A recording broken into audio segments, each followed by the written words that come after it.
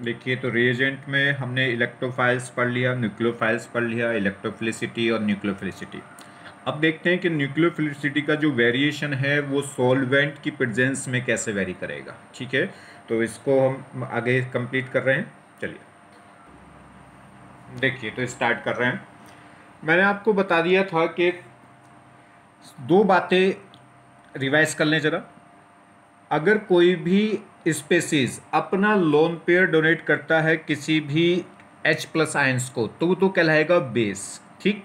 और अगर कोई भी स्पेसीज अपना लोन पेयर डोनेट करता है किसी भी कैटायंस को, H+ के अलावा, H को छोड़ के किसी भी कैटायंस को डोनेट करता है, तो वो कहलाएगा न्यूक्लियोफाइल्स। ठीक। अब इसमें ऑर्गेनिक केमिस्ट्री में जो कैटायन है वो जनरली कार्बन प्लस मिलेगा, तो कार्बोकैटायन मिलेगा। अगर कोई भी क्या होगा, कोई भी नेगेटिव स्पेसीज, कोई भी न्यूक्लियोफाइल्स क्या कर रहा है, अगर कैटायन के साथ जाके अटैच हो रहा है, कोवलेंट बॉन्ड बना रहा है, तो वो कहलाता है न्यूक्लियोफाइल्स। और अगर किसी भी एचाइन के साथ क्या करेगा, बॉन्ड बनाएगा जाके, तो वो कहलाएगा बेस। ठीक। अब हमने कंपैरिजन करा था कि बेसिक स्ट्रेंथ कैसे कंपेयर होगा। तो बेसिक तो बिल्कुल सॉफ्टली था, बेसिक जो ऑर्डर था बिल्कुल सॉफ्टली था कि जितनी ज़्यादा इलेक्ट्रॉन डेंसिटी होगी, जितनी ज़्यादा इलेक्ट्रॉन डेंसिटी होगी उतना ज़्यादा क्या था, स्ट्रॉन्ग बेस था। बेस में तो एक सीधी सीधी सी बात थी कि जितना ज़्यादा स्ट्रांगली क्या होगा, जितना ज़्यादा स्ट्रांगली इलेक्ट्रॉन डेंसिटी, जितनी ज़्यादा इलेक्ट्रॉन डेंसिटी होगी उतनी इजीली क्या करेगा, लोन पेयर डोनेट करेगा एचाइन को, और उतना क्या होगा, स्ट्रॉन्ग बेस। ठीक। मगर न्यूक्लियोफिलिसिटी में क्या था, न्यूक्लियोफिलिसिटी में अगर हम बात करेंगे पीरियड की, तो न्यूक्लियोफिलिसिटी में इलेक्ट्रॉन डेंसिटी जितनी ज़्यादा थी उतनी न्यूक्लियोफिलिसिटी क्या थी, ज़्यादा थी। जितनी इलेक्ट्रॉन डेंसिटी ज़्यादा थी उतनी न्यूक्लियोफिलिसिटी क्या है, ज़्यादा थी। कब, जब साइज ऑलमोस्ट क्या था, सेम। अगर साइज डिफरेंट हो जाए तो फिर वहां डोमिनेट कर गया था, इलेक्ट्रॉन डेंसिटी से भी ज़्यादा डोमिनेटिंग फैक्टर हो गया था साइज। क्लियर हो गई बात। तो हमने क्या करा था, 2 पॉइंट पढ़े थे कि क्या है, अगर जो एनायनिक पार्ट है, कोई भी एनायनिक स्ट्रॉन्ग न्यूक्लियोफाइल होगा किससे, न्यूट्रल वाले से, पहली बात। दूसरी बात, अगर पीरियड के एलिमेंट थे तो उसमें क्या था, पीरियड में क्या होता है, डोमिनेटिंग फैक्टर होगा इलेक्ट्रोनेगेटिविटी, क्योंकि साइज ऑलमोस्ट क्या होता है, सेम। तो जैसे जैसे इलेक्ट्रोनेगेटिविटी क्या हो रही थी, बढ़ रही थी, वैसे वैसे क्या हो गया था, न्यूक्लियोफिलिसिटी भी घट रही थी और बेसिक स्ट्रेंथ भी क्या हो रही थी, डिक्रीज। मगर डाउन द ग्रुप में ले रहे थे जब हम, तो डाउन द ग्रुप जाने से साइज क्या हो रहा था, इंक्रीज। और साइज इंक्रीज हो रहा था, तो यहाँ पे जो इलेक्ट्रॉन डेंसिटी है वो डोमिनेट फैक्टर नहीं रहेगी किसके लिए, न्यूक्लियोफिलिसिटी के। जैसे जैसे डाउन द ग्रुप जा रहे थे तो साइज बढ़ रहा था, तो इलेक्ट्रॉन डेंसिटी क्या है, घट रही थी। इलेक्ट्रॉन डेंसिटी घट रही थी तो बेसिक स्ट्रेंथ भी घट रही थी। मगर क्या है, न्यूक्लियोफिलिसिटी वापस बढ़ रही थी। क्यों, क्योंकि न्यूक्लियोफिलिसिटी जब साइज डिफरेंट होगा तो वो इलेक्ट्रॉन डेंसिटी पर डिपेंड नहीं करती, फिर वो डोमिनेटिंग फैक्टर उसमें कौन हो जाएगा, साइज। और जैसे जैसे साइज बढ़ेगा वैसे वैसे कोवलेंट बॉन्ड बनाने की टेंडेंसी बढ़ेगी, और कोवलेंट बॉन्ड बढ़ाने की टेंडेंसी बढ़ेगी तो न्यूक्लियोफिलिसिटी भी क्या होती थी, बढ़ती थी। क्यों, क्योंकि जो न्यूक्लियोफाइल है वो कार्बोकैटायन को इलेक्ट्रॉन डोनेट भी करता था और साथ में कोवलेंट बॉन्ड भी बनाता है। तो जो न्यूक्लियोफाइल है वो लोन पेयर डोनेट भी करता है कार्बन कैटायन को और साथ में कोवलेंट बॉन्ड भी बनाएगा, और जिसका साइज जितना ज्यादा बड़ा होगा फजान्स रूल्स के अकॉर्डिंग वो उतनी जल्दी आसानी से कोवलेंट बॉन्ड बना लेगा, और जितनी आसानी से कोवलेंट बॉन्ड बना लेगा उतना क्या हो जाएगा, न्यूक्लियोफिलिसिटी क्या हो जाएगी, ज्यादा। क्योंकि जो न्यूक्लियोफिलिसिटी थी वो डिफाइन होती है कैसे, कि न्यूक्लियोफाइल, कोई भी न्यूक्लियोफाइल कितनी इजीली क्या होगा, कितनी फास्ट रेट के साथ क्या होगा, कार्बोकैटायन के साथ कोवलेंट बॉन्ड बना ले। वो काइनेटिकली कंट्रोलेड था। ठीक है, चलिए अब हम बात कर रहे हैं कि न्यूक्लियोफिलिसिटी क्या होगी, कैसे वेरी करेगी अगर हम क्या ले लें, कोई सॉल्वेंट ले लें तो। क्लियर होगी बात। तो इसमें हमने क्या देख, तो सॉल्वेंट की बात करें तो यहां से एक बार फिर दोबारा से देख लेते हैं। तो जब हम कंपैरिजन ऑफ न्यूक्लियोफिलिसिटी कर रहे थे तो न्यूक्लियोफिलिसिटी में कंपैरिजन में क्या था कि इलेक्ट्रॉन डेंसिटी पे बेसिस था। जैसे जैसे इलेक्ट्रॉन डेंसिटी बढ़ रही थी वैसे वैसे न्यूक्लियोफिलिसिटी बढ़ रही थी, मगर किस केस में, जब साइज ऑलमोस्ट क्या हो, सेम, जब इलेक्ट्रॉन नेगेटिविटी वेरी कर रही हो, यानी कि पीरियड में। ठीक है, क्योंकि साइज पहला फैक्टर अगर वेरी करेगा तो फिर वो इलेक्ट्रॉन डेंसिटी से ज्यादा डोमिनेटिंग फैक्टर हो जाता था साइज। तो एनाइन, किसी भी एनाइन की न्यूक्लियोफिलिसिटी ज्यादा थी किसी न्यूट्रल से, किसी भी एनाइन की न्यूक्लियोफिलिसिटी ज्यादा थी उसके न्यूट्रल से, किसी भी एनाइन की ज्यादा थी न्यूक्लियोफिलिसिटी किससे, एनाइन से। बात कर लें अलोंग द पीरियड, जब हम अलोंग द पीरियड जा रहे थे तो यहाँ पे डोमिनेटिंग साइज तो ऑलमोस्ट क्या था, सेम। और जब साइज ऑलमोस्ट सेम था तो डोमिनेटिंग फैक्टर था इलेक्ट्रोनेगेटिविटी, और इलेक्ट्रोनेगेटिविटी लेफ्ट टू राइट, जब भी किसी पीरियड में लेफ्ट टू राइट जाएंगे तो इलेक्ट्रोनेगेटिविटी बढ़ेगी, इलेक्ट्रोनेगेटिविटी बढ़ेगी तो क्या होगा, बेसिक स्ट्रेंथ भी घट जाएगी और न्यूक्लियोफिलिसिटी भी घट जाएगी, क्योंकि जैसे जैसे इलेक्ट्रॉन डेंसिटी बढ़ेगी बढ़ेगी वैसे वैसे लोन पेयर को डोनेट करने की टेंडेंसी घट जाएगी, क्योंकि जल्दी लोन पेयर कौन डोनेट करेगा, जिसकी इलेक्ट्रोनेगेटिव क्या होगी, लेस होगी। जिसकी इलेक्ट्रोनेगेटिव लेस होगी वो जल्दी लोन पेयर को क्या कर देगा, डोनेट।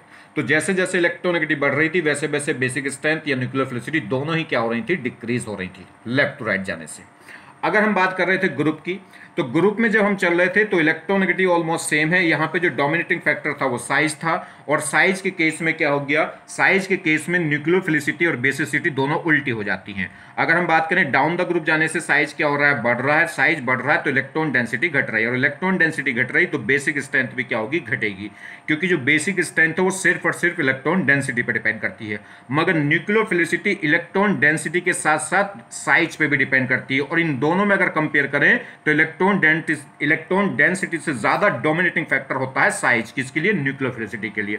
तो डाउन द ग्रुप जाने से साइज क्या हो रहा है, बढ़ रहा है, साइज बढ़ रहा है तो इलेक्ट्रॉन डेंसिटी घट रही, इलेक्ट्रॉन डेंसिटी घट रही तो बेसिक स्ट्रेंथ घट रही, तो डाउन द ग्रुप जाने से बेसिक स्ट्रेंथ घट रही थी। मगर न्यूक्लियोफिलिसिटी की बात करेंगे तो जैसे जैसे एनायन का साइज बढ़ेगा वैसे वैसे कोवैलेंट फॉर्मेशन टेंडेंसी बढ़ती जाएगी, और कोवैलेंट फॉर्मेशन बढ़ती जाएगी फजांस रूल्स के अकॉर्डिंग, तो उतनी जल्दी कोवैलेंट बॉन्ड बनाएगा, और जो जितनी जल्दी कोवैलेंट बॉन्ड बनाएगा वो क्या होगा, उतना ही स्ट्रॉन्ग न्यूक्लियोफाइल होगा, क्योंकि न्यूक्लियोफिलिसिटी में सिर्फ दो बातें होती हैं कि साथ में लोन पेयर डोनेट भी करेगा और साथ में कार्बोकैटायन के साथ कोवैलेंट बॉन्ड भी बनाएगा।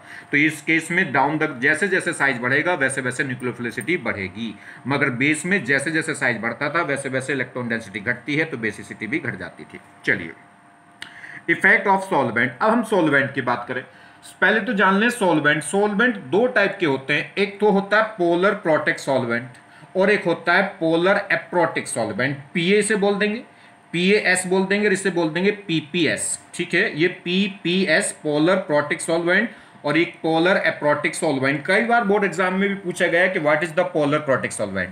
तो पोलर प्रोटेक्ट सॉल्वेंट क्या होता है, ऐसा सॉल्वेंट जो एसिडिक एच क्या कर दे, रिलीज कर दे।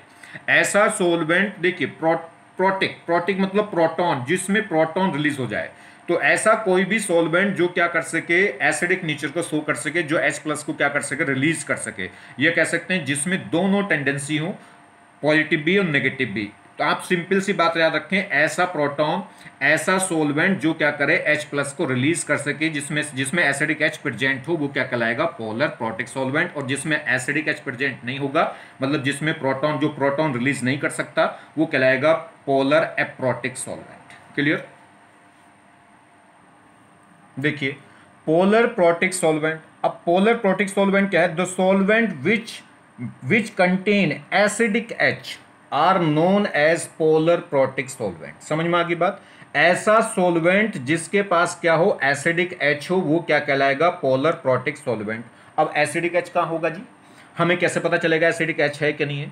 तो मैंने आपको बताया था, मोर इलेक्ट्रोनेगेटिव एटम से जुड़ने वाले जो H हैं वो क्या होते हैं, एसिडिक। कौन कौन होंगे, FON, ठीक है, या सन, SON, सन, S से O से N से जुड़ने वाला H क्या होगा, एसिडिक।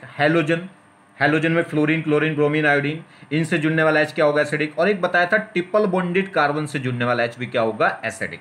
तो देखिए, तो ध्यान रखिए, देख रहा है, the solvent in which H is bonded with high electronegative atom like halogen, oxygen, nitrogen, sulphur भी हो जाएगा, ट्रिपल बॉन्डेड कार्बन भी हो जाएगा, are known as polar protic solvent. आगे बात समझ में, ऐसा सॉल्वेंट जिसके पास एसिडिक H हो क्या कहलाएगा, पोलर प्रोटिक सॉल्वेंट। और किसके पास एसिडिक H होगा, ऐसा सॉल्वेंट जिसमें हाइड्रोजन बॉन्डेड हो, किसके साथ, हाई इलेक्ट्रोनेगेटिव एटम। और हाई इलेक्ट्रोनेगेटिव एटम लाइक जैसे कि हैलोजन हो, ऑक्सीजन हो, नाइट्रोजन हो, सल्फर भी ले सकते हैं, ट्रिपल बॉन्डेड कार्बन भी ले सकते हैं, are known as polar protic solvent. Clear हो गई बात। चलिए, तो एग्जांपल जैसे देखिए, वाटर क्या होगा, पोलर प्रोटिक, क्योंकि इसमें O से जुड़ने वाला H है, और O से जुड़ने वाला H क्या होगा, एसिडिक। एल्कोहल क्या होगा, पोलर प्रोटिक, देखिए O से जुड़ने वाला H है। अमोनिया, लिक्विड अमोनिया, देखिए N से जुड़ने वाला H है, ठीक है। और देखिए HF, तो F से जुड़ने वाला H क्या होगा, एसिडिक। जैसे कार्बोक्सिलिक एसिड ले लें, O से जुड़ने वाला H प्रेजेंट है तो क्या होगा, एसिडिक H होगा, एसिडिक H होगा, तो ये सब क्या होंगे, ये सब क्या कहलाएंगे, पोलर प्रोटिक सॉल्वेंट। क्लियर हो गई बात। देखिए, अब पोलर प्रोटिक सॉल्वेंट जैसे वाटर ले लें, तो वाटर क्या है, पोलर प्रोटिक सॉल्वेंट है। इसमें क्या होंगे, दोनों साइड होती हैं। अगर हम बात करें वाटर में O और H की, तो H क्या है, O मोर इलेक्ट्रोनेगेटिव एटम है, तो इस बॉन्ड की अगर हम बात करें तो इस पे इस O की इलेक्ट्रोनिटी ज्यादा है तो इलेक्ट्रॉन अपनी तरफ शिफ्ट करेगा, तो इस पे स्लाइटली माइनस, इस पे स्लाइटली पॉजिटिव। ऐसे इस बॉन्ड की बात करें तो O मोर इलेक्ट्रोनेगेटिव एटम है, कैसा बॉन्ड कहलाएगा ये, polar bond, polar covalent bond. तो ये O क्या करेगा, इलेक्ट्रॉन अपनी तरफ विड्रॉ करेगा, तो इस पे स्लाइटली माइनस, इस पे प्लस, तो इस पे स्लाइटली माइनस, इस पे स्लाइटली प्लस। तो जो पोलर प्रोटिक सॉल्वेंट है इसमें दोनों साइड होंगी, माइनस साइड भी और पॉजिटिव साइड भी। अब अगर क्या होगा, कोई कैटायन है, कोई भी सॉल्ट हमने डाला, सॉल्ट के अंदर क्या होगा, कैटायन और एनायन, तो ये क्या करेगा, कैटायन को भी देखिए, इस कैटायन को भी डिसॉल्व कर लेगा अपने अंदर और इस एनायन को भी क्या कर लेगा, सॉल्वेट कर लेगा। सॉल्वेट मतलब मिक्स कर लेगा, डिसॉल्व कर लेगा। सॉल्वेशन, किसी भी सॉल्वेंट में कोई भी सॉल्ट हम क्या करें, किसी भी सॉल्वेंट में कोई सॉल्ट डिसॉल्व करें तो उसे बोलते हैं सॉल्वेशन। मगर वाटर सॉल्वेंट में डिसॉल्व करते हैं तो उसे बोल देते हैं हाइड्रेशन। तो ये क्या कर लेगा, ये जो वाटर सॉल्वेंट है ये कैटायन को भी और एनायन को भी, दोनों को क्या कर लेगा, सॉल्वेट। कैसे सॉल्वेट कर लेगा, देखिए अगर हम बात करें इस कैटायन के चारों तरफा, इस कैटायन के चारों तरफा इस वाटर के ऑक्सीजन आ जाएंगे, ये क्या होगा, इस कैटायन के चारों तरफा वाटर मॉलिक्यूल आके चिपक जाएंगे और कैसे चिपकेंगे, O माइनस के साथ। इसका जो कैटायन पार्ट है वो O के वाटर अपने O माइनस के साथ, इसके साथ क्या कर लेगा बॉन्ड, और इसके चारों तरफा क्या हो जाएंगे, वाटर मॉलिक्यूल, इसे क्या कर लेंगे, डिसॉल्व कर लेंगे, सॉल्वेट कर लेंगे। सेम कहानी एनायन को भी सॉल्वेट कर लेंगे, क्योंकि वाटर के पास पॉजिटिव आयंस भी है और पॉजिटिव पार्ट भी है, तो ये पॉजिटिव पार्ट यानी कि H प्लस के थ्रू ये क्या हो जाएंगे, एनायन के साथ वाटर मॉलिक्यूल क्या हो जाएंगे, अटैच हो जाएंगे और चारों तरफ से वाटर मॉलिक्यूल इस एनायन को घेर लेंगे, किसके थ्रू, H प्लस के थ्रू, और वहां कैटायन को O माइनस के थ्रू। तो ये क्या हो जाएंगे, कैटायन को और एनायन को क्या कर लेंगे, सॉल्वेट कर लेंगे। अब जब इसको सॉल्वेट कर लेंगे, इस एनायन, मान लीजिए न्यूक्लियोफाइल है, ये न्यूक्लियोफाइल है, तो इस न्यूक्लियोफाइल के चारों तरफ क्या हो गए, वाटर मॉलिक्यूल आके चिपक गए। वाटर मॉलिक्यूल आके चिपक गए तो क्या होगा, ये क्या हो जाएगा, अब इसका ये जो आयन था, इस एनायन की, जो इस एनायन की इस न्यूक्लियोफाइल का जो साइज था वो साइज बहुत बड़ा हो जाएगा, जितने ज्यादा वाटर मॉलिक्यूल इस पर आके चिपक जाएंगे। जब वाटर मॉलिक्यूल इस पर आके चिपक जाएंगे तो इसका साइज बड़ा हो जाएगा, और बड़ा साइज हो जाएगा तो इसकी मोबिलिटी, मोशन इसका क्या हो जाएगा, कम हो जाएगा। इसकी जो मोबिलिटी है वो क्या हो जाएगी, कम हो जाएगी। और जब मोबिलिटी कम हो जाएगी तो उतनी फास्टली क्या होगा, कार्बोकैटायन के साथ जाके जुड़ेगा नहीं। न्यूक्लियोफिलिसिटी होती क्या है कि अपना लोन पेयर डोनेट करे कार्बन कैटायन को और साथ में जाके उसके क्या बना ले, कोवलेंट बॉन्ड बना ले। जब इस पे क्या होगा, ये वाटर मॉलिक्यूल में सॉल्वेट हो जाएगा तो इस पे बहुत सारे वाटर मॉलिक्यूल चिपक जाएंगे, तो इसका साइज बहुत बड़ा हो जाएगा, और साइज बड़ा हो जाएगा तो अब इसका मोशन भी क्या हो जाएगा, स्लो हो जाएगा। और मोशन स्लो हो जाएगा तो जल्दी से फटाक से स्पीड के साथ ये कैटायन के साथ जाके नहीं जुड़ेगा। तो कहने का मतलब है कि इसकी न्यूक्लियोफिलिसिटी क्या है, घट जाएगी। क्योंकि न्यूक्लियोफिलिसिटी क्या होती है, न्यूक्लियोफिलिसिटी होती है कोई भी न्यूक्लियोफाइल कितनी स्पीड के साथ, कितने रेट के साथ क्या हो रहा है, कितनी फास्टली क्या है, कैटायन के साथ जाके कोवलेंट बॉन्ड बना रहा है। और जब इस पे वाटर के मॉलिक्यूल, वाटर सॉल्वेंट के मॉलिक्यूल इस पर आकर अटैच हो जाएंगे तो इस एनायन का साइज बहुत बड़ा हो जाएगा, जिससे इसकी मोबिलिटी क्या हो जाएगी, कम, इसका मोशन क्या हो जाएगा, कम, इसकी काइनेटिक स्पीड क्या हो जाएगी, कम। तो अभी उतनी फास्टली क्या होगा, कैटायन पे जाके अटैच नहीं होगा, तो इसकी न्यूक्लियोफिलिसिटी क्या हो गई होगी, कम हो गई होगी। तो जो प्रोटिक सॉल्वेंट है वो न्यूक्लियोफिलिसिटी को क्या कर देंगे, डिक्रीज कर देंगे। तो देखिए protic solvent contain positive poles, जो प्रोटिक सॉल्वेंट है इसमें पॉजिटिव पोल भी है और नेगेटिव पोल भी है। Protic solvent contain positive pole as well as negative pole, that is they can behave as a dipole compound. तो ये डाइपोल कंपाउंड की तरह क्या करते हैं, बिहेव करते हैं। Next point, protic solvent can solvate cation as well as anion. Protic solvent can solvate electrophile as well as nucleophile. तो ये क्या करेंगे, प्रोटिक सॉल्वेंट में पॉजिटिव पोल भी होता है, नेगेटिव पोल भी होता है, मतलब एक डाइपोल की तरह काम करेंगे। और जो प्रोटिक सॉल्वेंट है जब उसमें दोनों पोल होते हैं पॉजिटिव नेगेटिव, तो वो कैटायन को भी सॉल्वेट कर लेंगे और एनायन को भी सॉल्वेट कर लेंगे, या कहें इलेक्ट्रोफाइल को भी सॉल्वेट कर लेंगे और न्यूक्लियोफाइल को भी क्या कर लेंगे, सॉल्वेट कर लेंगे। चलिए, protic solvent can decrease nucleophilicity by the solvation of nucleophile. ये क्या करेंगे, जो प्रोटिक सॉल्वेंट है ये न्यूक्लियोफाइल को क्या कर लेंगे, सॉल्वेट कर लेंगे। न्यूक्लियोफाइल को भी इलेक्ट्रोफाइल को भी, दोनों को, न्यूक्लियोफाइल को भी सॉल्वेट कर लेंगे, इलेक्ट्रोफाइल को भी, यानी कि कैटायन को भी सॉल्वेट कर लेंगे और एनायन को भी। और जब ये अपने अंदर वाटर मॉलिक्यूल, सॉल्वेट करने का मतलब है कि वाटर मॉलिक्यूल इनके पास आके चिपक जाएंगे, और जब वाटर मॉलिक्यूल इन पर आके चिपक जाएंगे तो क्या होगा, इनका साइज बहुत बड़ा हो जाएगा। साइज बड़ा हो जाएगा तो साइज इस पार्ट का बड़ा नहीं होगा जिसको लोन पे डोनेट करना है कार्बन कैटायन को, इसका खुद का साइज नहीं बढ़ेगा, इस पर आके और सॉल्वेट मॉलिक्यूल आके चिपक जाएंगे। मतलब क्या होगी, चारों तरफ से भीड़ हो जाएगी। तो ये क्या होगा, अब ये साथ चलेगा तो वाटर मॉलिक्यूल भी साथ चलेंगे, तो इसका मोशन क्या हो जाएगा, कम हो जाएगा। और मोशन कम हो जाएगा तब ये उतनी स्ट्रांगली, उतनी फास्टली क्या होगा, कार्बन कैटायन के साथ जाकर अटैच नहीं होगा, क्योंकि इसकी स्पीड क्या हो जाएगी, कम। और स्पीड कम हो जाएगी तो ऑटोमेटिक न्यूक्लियोफिलिसिटी क्या हो जाएगी, कम। तो जो सॉल्वेट पोलर प्रोटिक सॉल्वेंट है वो न्यूक्लियोफिलिसिटी को क्या कर देंगे, डिक्रीज कर देंगे। किसकी वजह से, सॉल्वेशन की वजह से, क्योंकि न्यूक्लियोफाइल सॉल्वेंट के साथ क्या हो जाएगा, सॉल्वेट हो जाएगा। सॉल्वेट हो जाएगा तो उसका साइज बड़ा हो जाएगा, साइज बड़ा हो जाएगा तो उसका मोशन कम हो जाएगा। ठीक है, अब वैसा मत कहना कि साइज बड़ा हो जाएगा तो कोवलेंट बॉन्ड जल्दी बढ़ाएगा। साइज इस बी एनायन का साइज थोड़ी बढ़ेगा, पूरा ये इस बी एनायन का साइज नहीं बढ़ेगा, इस पर आके वाटर मॉलिक्यूल चिपक जाएंगे, जिससे ओवरऑल साइज क्या होगा, इस आयन का साइज, इस बी आयन का साइज नहीं बढ़ेगा, ओवरऑल क्या होगा, इस पर वाटर मॉलिक्यूल चिपक जाएंगे तो पूरा जो स्पेसिस है इसका साइज बड़ा हो जाएगा। मतलब इस पे अनोदर ऑल लोग चिपक जाएंगे, इसको काम नहीं करने देंगे, इसको क्या कर लेंगे, घेर लेंगे, कहेंगे कि हम तुझे जाने नहीं देंगे, ऐसा समझो। चलिए, तो कह रहा है polar protic solvent, the solvent which do not have acidic hydrogen. ये कह रहा है, अब बात करते हैं पोलर एप्रोटिक सॉल्वेंट की। एप्रोटिक जिसके पास प्रोटॉन ना हो, ठीक है। तो पोलर एप्रोटिक सॉल्वेंट क्या है, the solvent which do not have acidic H are known as aprotic solvent. तो जिनके पास एसिडिक एच होगा वो कहलाएंगे पोलर प्रोटिक सॉल्वेंट, और जिनके पास एसिडिक एच नहीं होगा वो कहलाएंगे एप्रोटिक सॉल्वेंट। चलिए एग्जांपल, जैसे डीएमएफ। डीएमएफ क्या है, डाई मिथाइल फॉर्मेनाइट, अभी समझाऊंगा क्या है। डीएमएफ है, डीएमएसओ है, ठीक है, या फिर डाई ऑक्सीडेन है, या क्राउन ईथर है, ये सब क्या होते हैं, ये क्या होंगे, पोलर एप्रोटिक सॉल्वेंट होते हैं, इनके पास एसिडिक एच नहीं होता। समझा रहे हैं जी इनको स्ट्रक्चर से। जैसे डीएमएफ, डीएमएफ की स्ट्रक्चर क्या है, ये है CH3 double bond O, N पे क्या लग रहे हैं, 2 मिथाइल। तो डाई मिथाइल क्या हो गए, 2 तो ये मिथाइल हो गए, डाई मिथाइल, और ये क्या होगा, ये H है, H देखिए HC डबल बॉन्ड O और N, और ये क्या हो गया, 2 मिथाइल लग गए। N पे 2 मिथाइल लग रहे हैं तो पहले तो सब्स्टिट्यूएंट्स का नाम दे दिया डाई मिथाइल।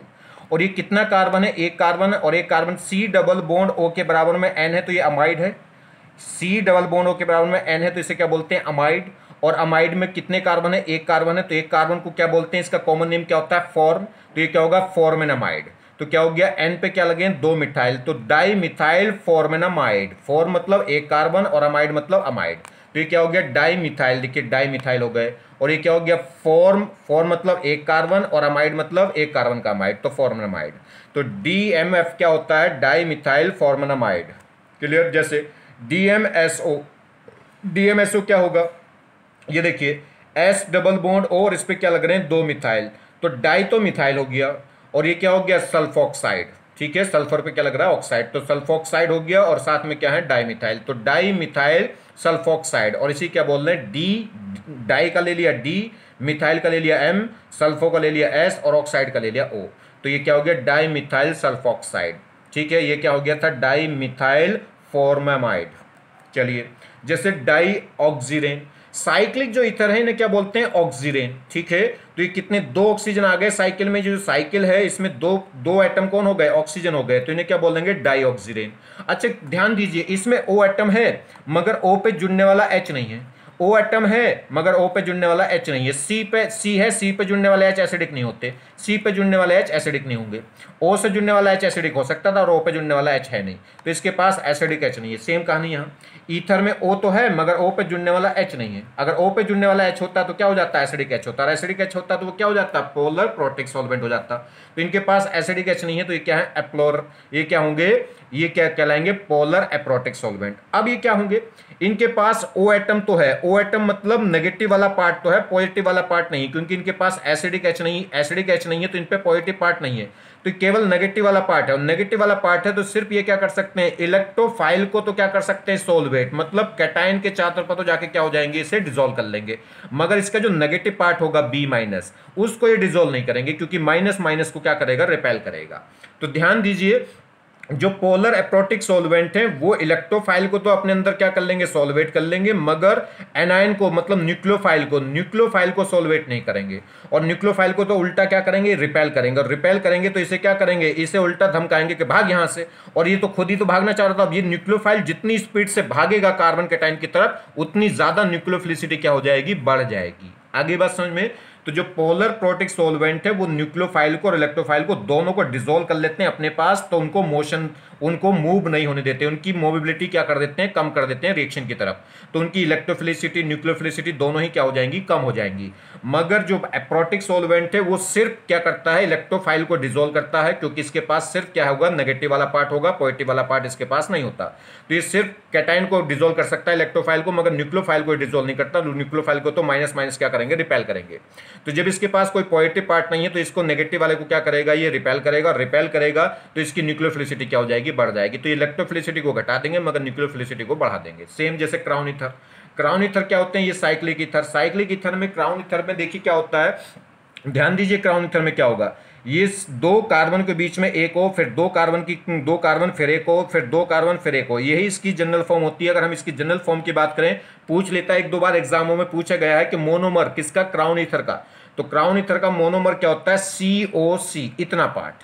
ऐसा भी लग रहा है कि हमें इतना पार्ट रिपीट हो रहा है, तो देखिए COC इतना पार्ट, फिर COC, तो ये इतना पार्ट COC, ये मोनोमर यूनिट होती है जो COC, वो क्या होती है, बार बार रिपीट होती है। तो इसमें भी क्राउन ईथर है, तो इसमें O मोर इलेक्ट्रोनेगेटिव एटम तो है मगर उससे जुड़ने वाला H नहीं है, तो इसमें नेगेटिव वाला पार्ट तो होगा मगर पॉजिटिव वाला पार्ट नहीं होगा। तो ये क्या करेगा, इलेक्ट्रोफाइल को तो डिसॉल्व कर लेगा अपने पास, जैसे यहाँ पर कोई इलेक्ट्रोफाइल रखे तो इसके साथ बॉन्ड बना लेंगे, मगर न्यूक्लियोफाइल के साथ ये बॉन्ड नहीं बनाएंगे, क्योंकि माइनस माइनस के साथ माइनस माइनस को क्या करेगा, रिपेल। तो ये क्या करेंगे, न्यूक्लियोफिलिसिटी को बढ़ा देंगे। तो जो पोलर प्रोटिक सॉल्वेंट था वो न्यूक्लियोफिलिसिटी को क्या कर रहा था, घटा रहा था, न्यूक्लियोफिलिसिटी को भी, इलेक्ट्रोफिलिसिटी को भी, क्योंकि वो दोनों को क्या कर लेता है, अपने अंदर डिसॉल्व कर लेता है। क्यों, क्योंकि जो पोलर प्रोटिक सॉल्वेंट में दोनों पार्ट होते हैं, पॉजिटिव पोल भी और नेगेटिव पोल भी, इसलिए वो इलेक्ट्रोफाइल को भी डिसॉल्व कर लेगा और न्यूक्लियोफाइल को भी, और जिससे न्यूक्लियोफिलिसिटी भी कम और इलेक्ट्रोफिलिसिटी भी कम। मगर जो एप्रोटिक पोलर एप्रोटिक सॉल्वेंट है उसके अंदर सिर्फ नेगेटिव पोल होता है, पॉजिटिव पोल नहीं होता। जो नेगेटिव पोल है तो वो सिर्फ क्या करेगा, कैटायन को या कह सकते हैं इलेक्ट्रोफाइल को डिसॉल्व कर लेता है, न्यूक्लियोफाइल को क्या करता है, रिपेल। और न्यूक्लियोफाइल को रिपेल करेगा तो न्यूक्लियोफिलिसिटी को बढ़ा देगा मगर इलेक्ट्रोफिलिसिटी को वो कम कर देता है। चलिए, तो हम बात कर रहे हैं न्यूक्लियोफिलिसिटी की, तो न्यूक्लियोफिलिसिटी क्या होगी, जो पोलर प्रोटिक सॉल्वेंट है वो न्यूक्लियोफिलिसिटी को घटा देते हैं क्योंकि वो न्यूक्लियोफाइल को अपने अंदर डिसॉल्व कर लेते हैं। और दूसरा क्या होगा, जो एप्रोटिक सॉल्वेंट है वो क्या करेंगे, न्यूक्लियोफिलिसिटी को बढ़ा देते हैं, क्योंकि वो न्यूक्लियोफाइल को डिसॉल्व नहीं कर पाते, वो क्या करते हैं, न्यूक्लियोफाइल को रिपेल करते हैं। क्यों रिपेल करते हैं, क्योंकि उनके अंदर पॉजिटिव पोल नहीं होता। तो देखिए, aprotic solvent can solvate only cation and they will exert repulsion force on the anion. तो जो एप्रोटिक सॉल्वेंट है वो सिर्फ कैटायन पार्ट को डिसॉल्व कर सकते हैं, अपने अंदर क्या कर सकते हैं, सॉल्वेट कर सकते हैं, मगर नेगेटिव पार्ट को तो वो उल्टा रिपेल करते हैं। तो aprotic solvent can solvate only electrophile, ये सिर्फ इलेक्ट्रोफाइल को क्या कर सकते हैं, सॉल्वेट कर सकते हैं, मतलब अपने पास पकड़ कर रख सकते हैं। और aprotic solvent will increase nucleophilicity of the nucleophile by the exerting repulsing force. और ये जो एप्रोटिक सॉल्वेंट है ये न्यूक्लियोफाइल को क्या करते हैं, रिपेल, और रिपेल करेंगे तो उसकी न्यूक्लियोफिलिसिटी बढ़ा देंगे। तो ध्यान रखना है कि जो एप्रोटिक सॉल्वेंट था, जो पोलर प्रोटिक सॉल्वेंट था, वो न्यूक्लियोफाइल को अपने अंदर डिसॉल्व कर देता है। ऐसा कह लो कि न्यूक्लियोफाइल को अपने घर बुला लेता है, अपने घर बुला लेगा तो वो जल्दी से जाके कार्बोकैटायन के पास अटैक नहीं करेगा, लेट हो जाएगा, देर हो जाएगी, और देर हो जाएगी तो न्यूक्लियोफिलिसिटी घट जाएगी।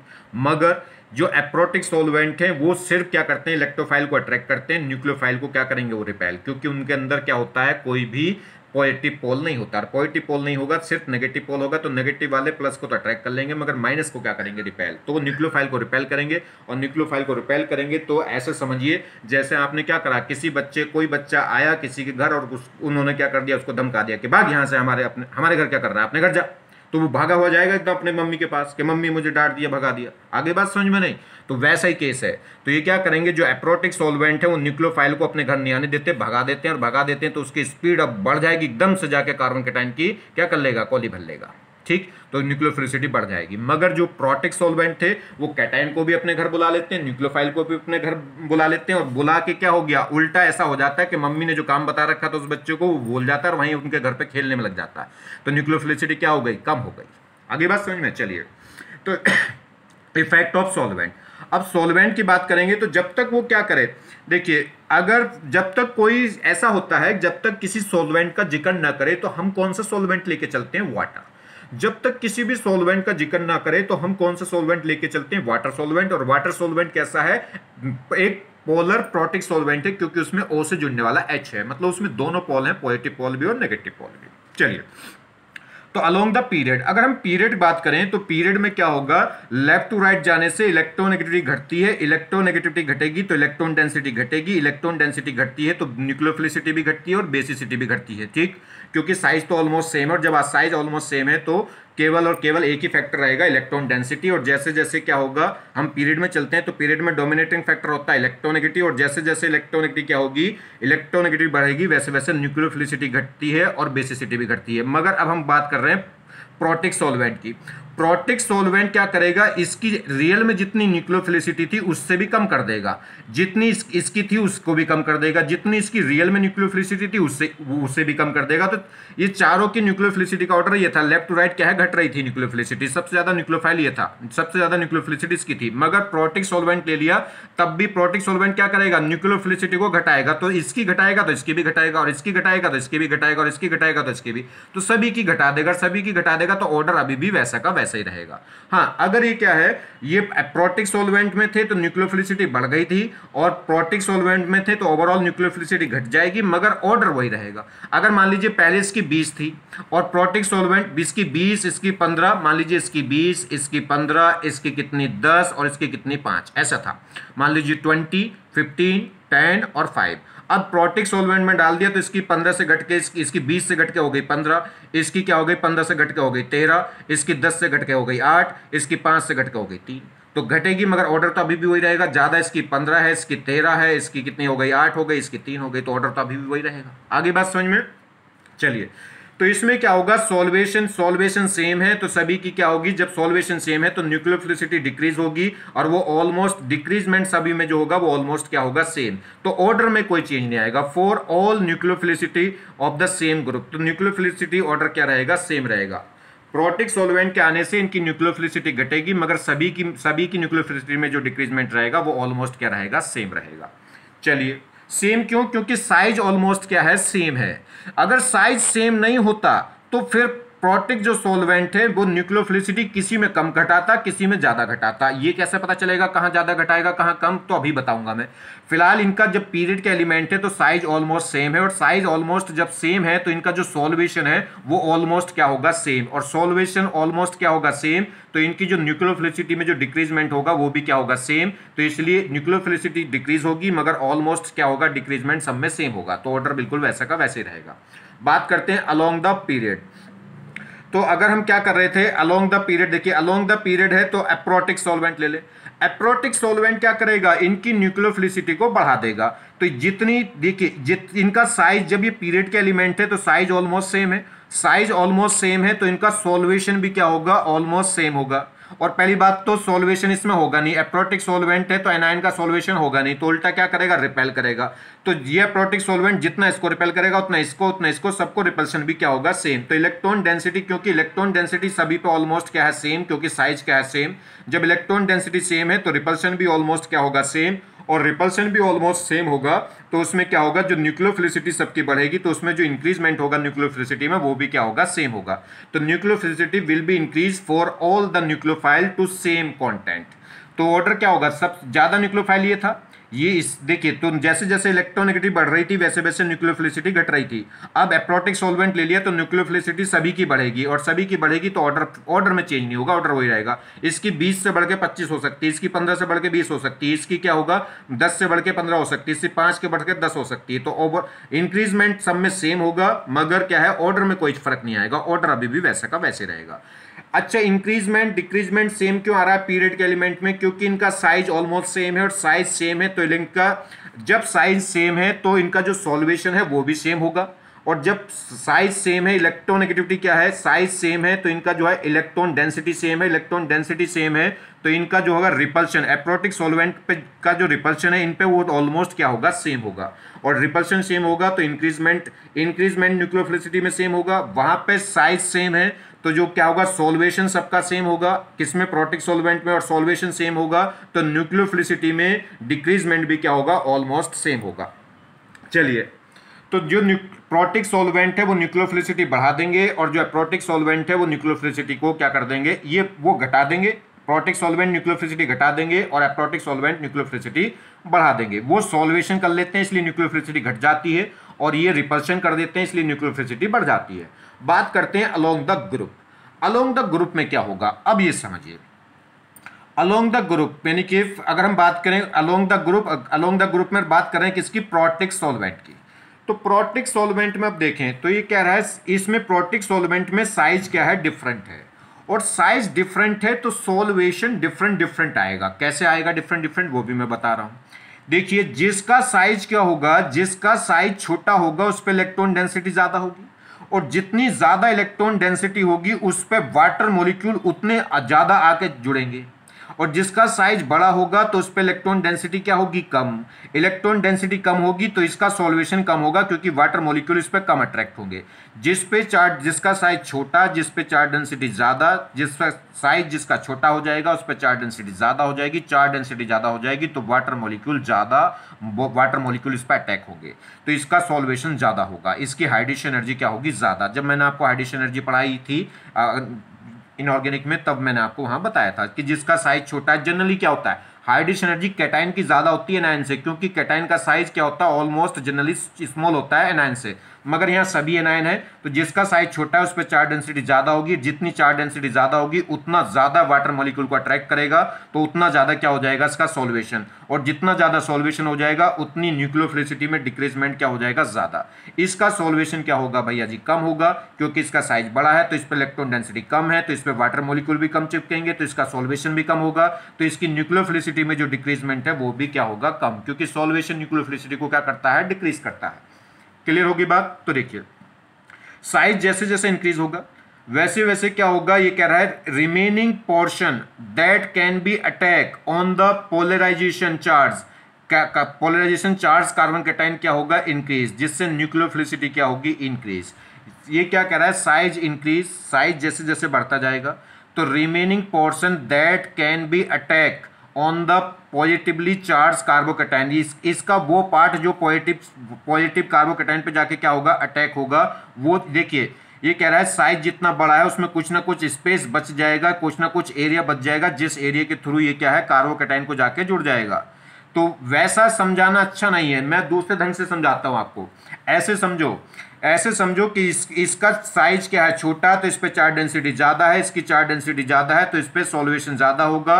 जिसका सॉल्वेशन जितना ज्यादा हो जाएगा उसकी न्यूक्लियोफिलिसिटी उतनी ज्यादा कम हो जाएगी। अब ये चलने लायक रहेगा नहीं। इसको तमाम जनता ऐसे समझ लीजिए कि इसको 1000 वाटर मॉलिक्यूलों ने घेर लिया चारों तरफ से, तो 1000 वाटर मॉलिक्यूल क्या कहेंगे, इसको F- को जाने देंगे यहां से भीड़िए।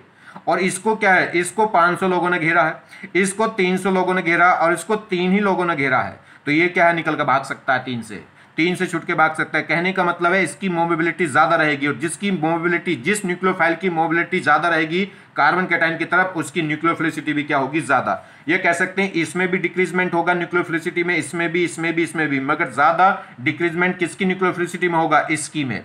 और वैसे भी ये स्ट्रॉन्ग न्यूक्लियोफाइल था, जिसका साइज बड़ा था उसकी न्यूक्लियोफिलिसिटी ज्यादा थी, क्योंकि साइज डोमिनेटिंग फैक्टर हो जाता है इलेक्ट्रॉन डेंसिटी से न्यूक्लियोफिलिसिटी में। तो इसका साइज बड़ा था तो इसकी न्यूक्लियोफिलिसिटी ज्यादा थी, इसकी न्यूक्लियोफिलिसिटी कम थी। अब जैसी प्रोटिक सॉल्वेंट लिए तो प्रोटिक सॉल्वेंट तो इसकी तो बिल्कुल ही कमर तोड़ देगा, क्योंकि इस पे चार्ज डेंसिटी ज्यादा है, तो बहुत ज्यादा वाटर मॉलिक्यूल इस पर आकर चिपक जाएंगे, और जितने ज्यादा वाटर मॉलिक्यूल चिपकेंगे तो उतना इसका मोशन क्या हो जाएगा, स्लो, और मोशन स्लो हो जाएगा तभी जल्दी से कार्बन कैटायन पे जाके चिपकेगा नहीं। तो इसमें डिक्रीजमेंट ज्यादा और इसमें डिक्रीजमेंट कम, तो फाइनली न्यूक्लियोफिलिसिटी भी इसी की क्या रहेगी, ज्यादा। तो ऑर्डर वही रहेगा, F से ज्यादा Cl-, Cl- से ज्यादा Br से ज्यादा। तो इसमें ज्यादा डिक्रीजमेंट होगा, इसमें कम डिक्रीजमेंट होगा। तो ओवरऑल ऑर्डर देखें तो न्यूक्लियोफिलिसिटी डाउन द ग्रुप ही क्या होगी, इंक्रीज होगी।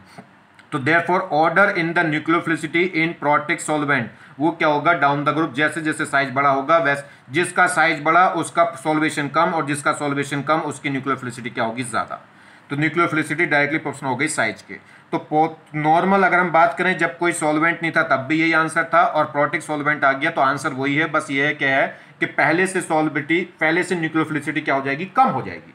हाँ, जितनी, जैसे मान लीजिए इस I- की न्यूक्लियोफिलिसिटी मान लो पहले कितनी थी, 20 थी, तो पोलर सॉल्वेंट आते, प्रोटिक सॉल्वेंट आते, इसकी न्यूक्लियोफिलिसिटी 20 से कम हो जाएगी, घट जाएगी, मगर ऑर्डर में कोई चेंज नहीं आता, ऑर्डर वैसा का वैसे ही रहेगा।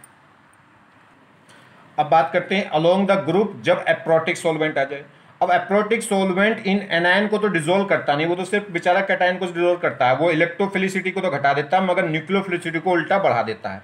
अब बढ़ाएगा किसकी ज्यादा, इसमें चार्ज डेंसिटी क्या है, इसमें चार्ज डेंसिटी डिफरेंट है। अगर चार्ज डेंसिटी सेम होती तो सबका रिपल्शन क्या होता, सेम होता, मगर अब यहाँ साइज क्या है, डिफरेंट, और साइज डिफरेंट है तो चार्ज डेंसिटी क्या होगी, डिफरेंट। सबसे ज्यादा चार्ज डेंसिटी किसकी होगी, जिसका साइज छोटा होगा।